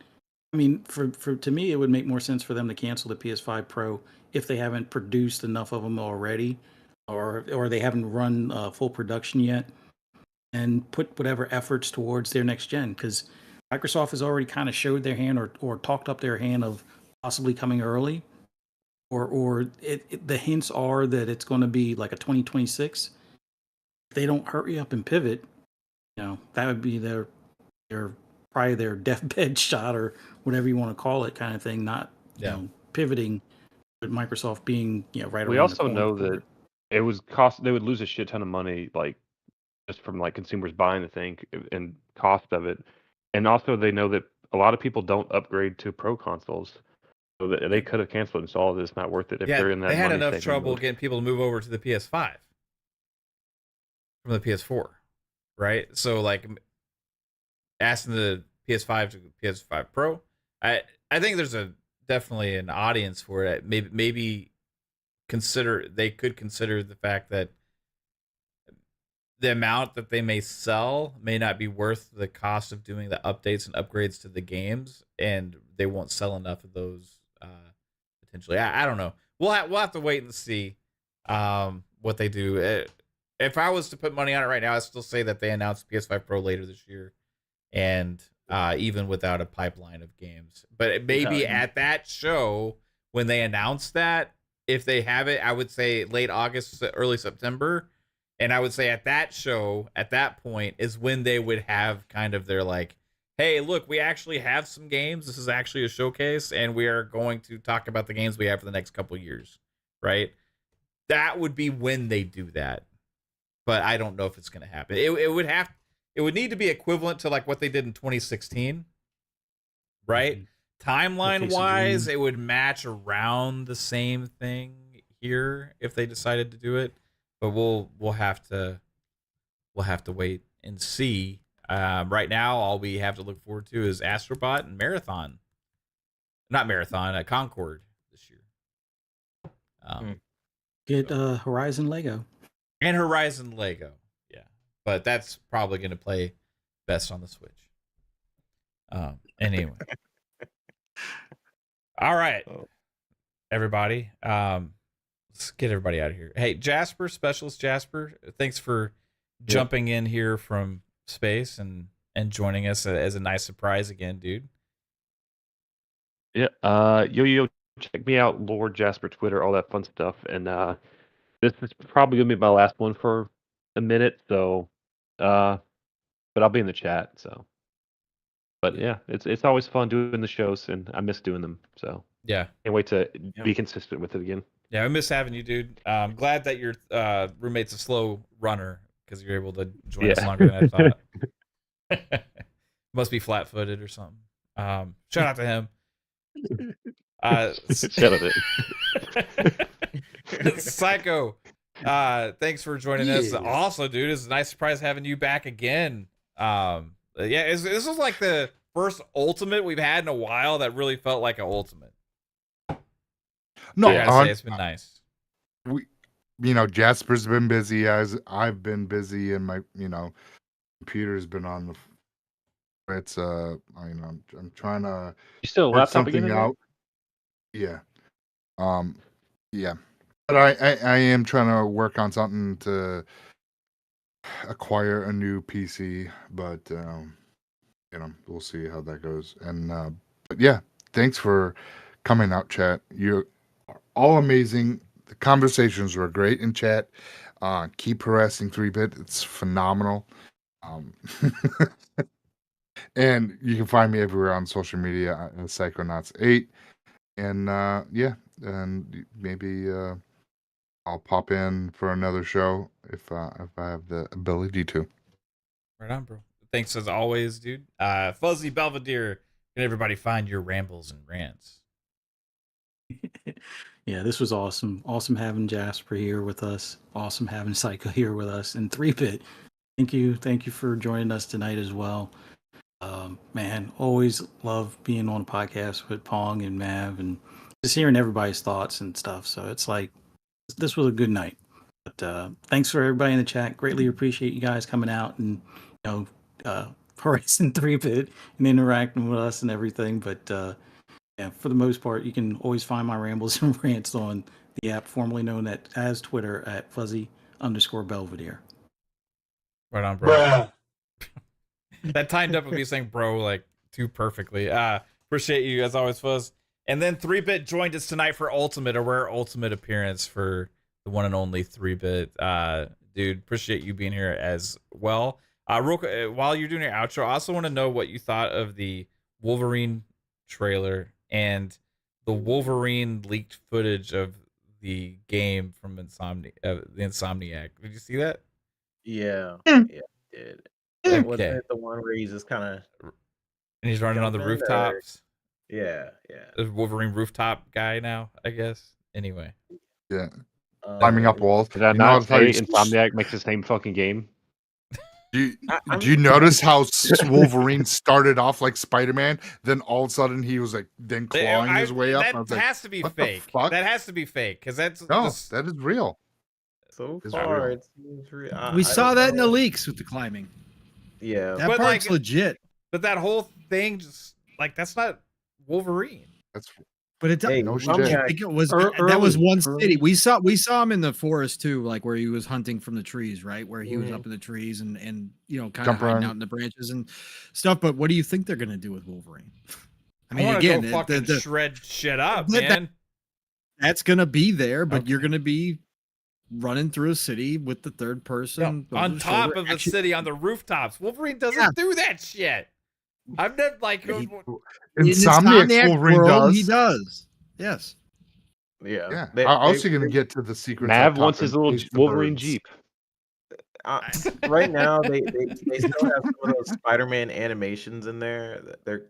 I mean, they make games quick, and this is probably how they do it. You know, they have some of the animation systems in there and all that. I mean, so. I'll wait to see. I'll pass judgment when it shows up in its full form. But again, if they're gonna ruin Jean Grey the way that they've shown in their leaks, then Oh. yeah, we're gonna have issues out the gate. But I will wait to see how they handle Wolverine directly. Again, I do expect to be bloody and dismemberment and all that kind of stuff. But traversal wise, they're not gonna have him run on I the mean, it frickin' makes ground, sense bro. for Batman. It makes sense for Spider-Man. Right, Right. right. But they're not gonna have him run on the ground. That would be This- boring.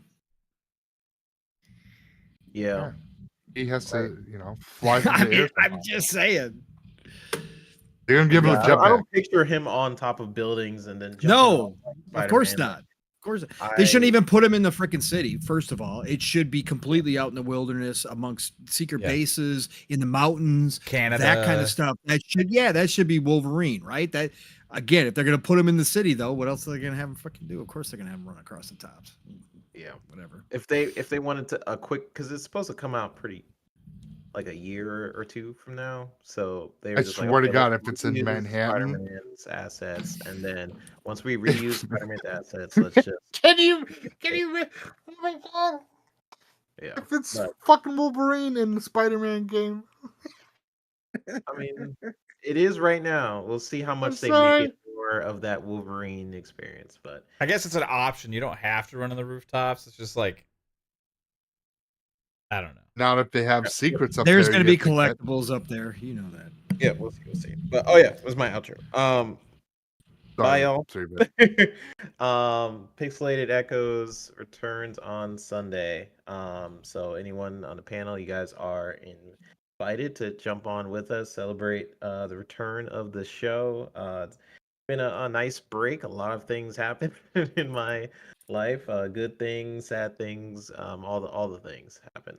But glad to be back with everybody in community and being back with a bang on Friday night with you guys, hanging out with my bros. Love you all, and everybody in chat. I had to troll with you guys. I mean, you guys should really vote for me as the Xbox president, because again, I will make Marcus Phoenix the most relatable character. He needs that angst. That's what we need. You guys like Kate, right? So we need to do that for Marcus Phoenix. I promise, as president, Xbox president, I will do that for you guys. Okay, and we don't need Game Pass, right? We're gonna get rid of that. As Make him a little less buff. Just get rid of it. And then you guys like the Halo TV show, where he takes off his helmet. So what I will do for you guys as president, I will take off his helmet constantly in the video game as well. So vote for me, and I'll see you guys on the next episode. Right. Pixelated So you're Echoes. gonna give us third person Halo, but like when we go to Yeah. third person, the helmet comes off. It has to come off. Yeah, it's gone. And so do the pants. So you just get Master Cheats the whole time. Yeah. Can we have some romantic scenes in there in the game? Oh yeah, it's a dating sim now. So Oh. yeah, it's in there. 3-Bit's gonna create Halo meets Stellar Blade. It's gonna be freaking fantastic. Yes. Cortana skins. Will there be controversy about them nerfing Halo's nudity and or sexualness when it launches? Yeah, like well, Solar Blade? His pack probably won't be big enough. In fact, they're gonna downsize. Yeah, the they're gonna have to flatten them. package. Well, it was 2 sizes bigger in the trailers. Yeah, we'll patch that later. Okay. That'll be fun. Hey, Bong, Yeah. where can people find you, bro? Hey, everybody, it was a great night. Brothers, it was great to have everybody back again. Love you all. Obviously, great to hear everybody's voices and opinions and takes and all the nonsense and craziness, too. Love you all. What a great Friday night to end the week here. Chat, as always, amazing for all of you showing up here and obviously having great conversations along with us. Slow week of news again. We are in the summer zone. Games are launching, all sorts of stuff going on, but it was great to have everybody pop in here. Nothing but love and respect to all of you as always. So thank you for that. Listen, y'all, tomorrow morning, set those alarms right now because you know how it goes down. Living split screen tomorrow morning. Live, raw, and uncut. Me and my brother from another steel rain are back. Yet again, we are looking good to go tomorrow morning. So be there for that 10 a.m. Eastern, 9 o'clock Central Time. We're going to get into a bunch of stuff. We actually had a ton of topics we didn't even get to last weekend. So who knows with me and Steel where it's going to go or what's going to be said and what's going to be brought up in chat. And we're going to talk about it for an hour when it was supposed to be like a 2-minute deal. We don't know, but we've got a lot on the plate that we can bring up from last week that we even get into. But be there tomorrow morning. And then the Shop podcast is back as well. That's right. PTK Blam took a little couple weeks off, but we are back this week, and we've got a couple guests in Slow-Mo, Backslap, and Infinite Umbra. Oh, God, there's not enough room. Be a lot of slanderous conversation going on that show. Bro, it's going to be so bad, and I got to sit through it. Oh, God damn, I hate these nights. Anyways, no, it's going to be a blast. Of course, it's going to be great to be back in the chair, obviously, with PTK, Fuzzy, myself, and two amazing guests. We always have a good time on the Shop podcast. So be there. We are now at 10 p.m. Eastern, 9 o'clock Central Time there as well on the Shop podcast. So be there for that. And then otherwise, next week it starts all over again. You got to check out Mr. Boomstick, the man, approaching 15K in subs. So he's making his push, but he is 5 days a week. But Xbox Factor podcast every Tuesday, 12 p.m. Eastern, 11 o'clock Central Time for all good things green. Always check that one out. But Mav and I should be back next week for PM in the PM Pong. Actually, and Mav in the PM. No, because it's 4th of July. No, you're right. Yeah, Mav. we're not family's house for 4th of July. Yeah, it's 4th of July. Yeah, 4th of July. What am I thinking about? You guys get 2 weeks off of PM in the PM. 4th of July, go enjoy it. Don't blow your fingers off. Be safe, but have a fun time. We'll be back after that for the 4th. I totally forgot it was 4th of July weekend. Yeah. Anyways, hey, listen, y'all. It's a golden age of gaming. So please have a great rest of your weekend. Please get out there, enjoy some of this stuff. Amazing gaming right now. Play what you love what you play, and I'll talk to you all real soon. Matt, get us out of here, bro. Yeah. Thanks, man. On Sunday, I will be joining Web Dave and Red Trade over there on their show. Nice. So go check that out, Gamers Council.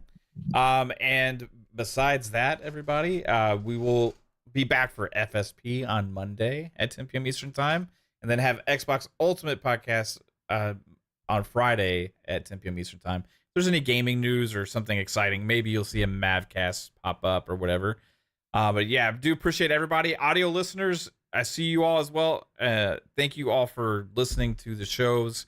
Leave a review on your favorite audio platform. It helps people discover our shows. And chat, you rock. Thanks for showing up, showing out each and every week, and sticking with us. And have fun playing Xbox. Take it easy. Bye. Bye. Hey, chat. 3-bit, play something.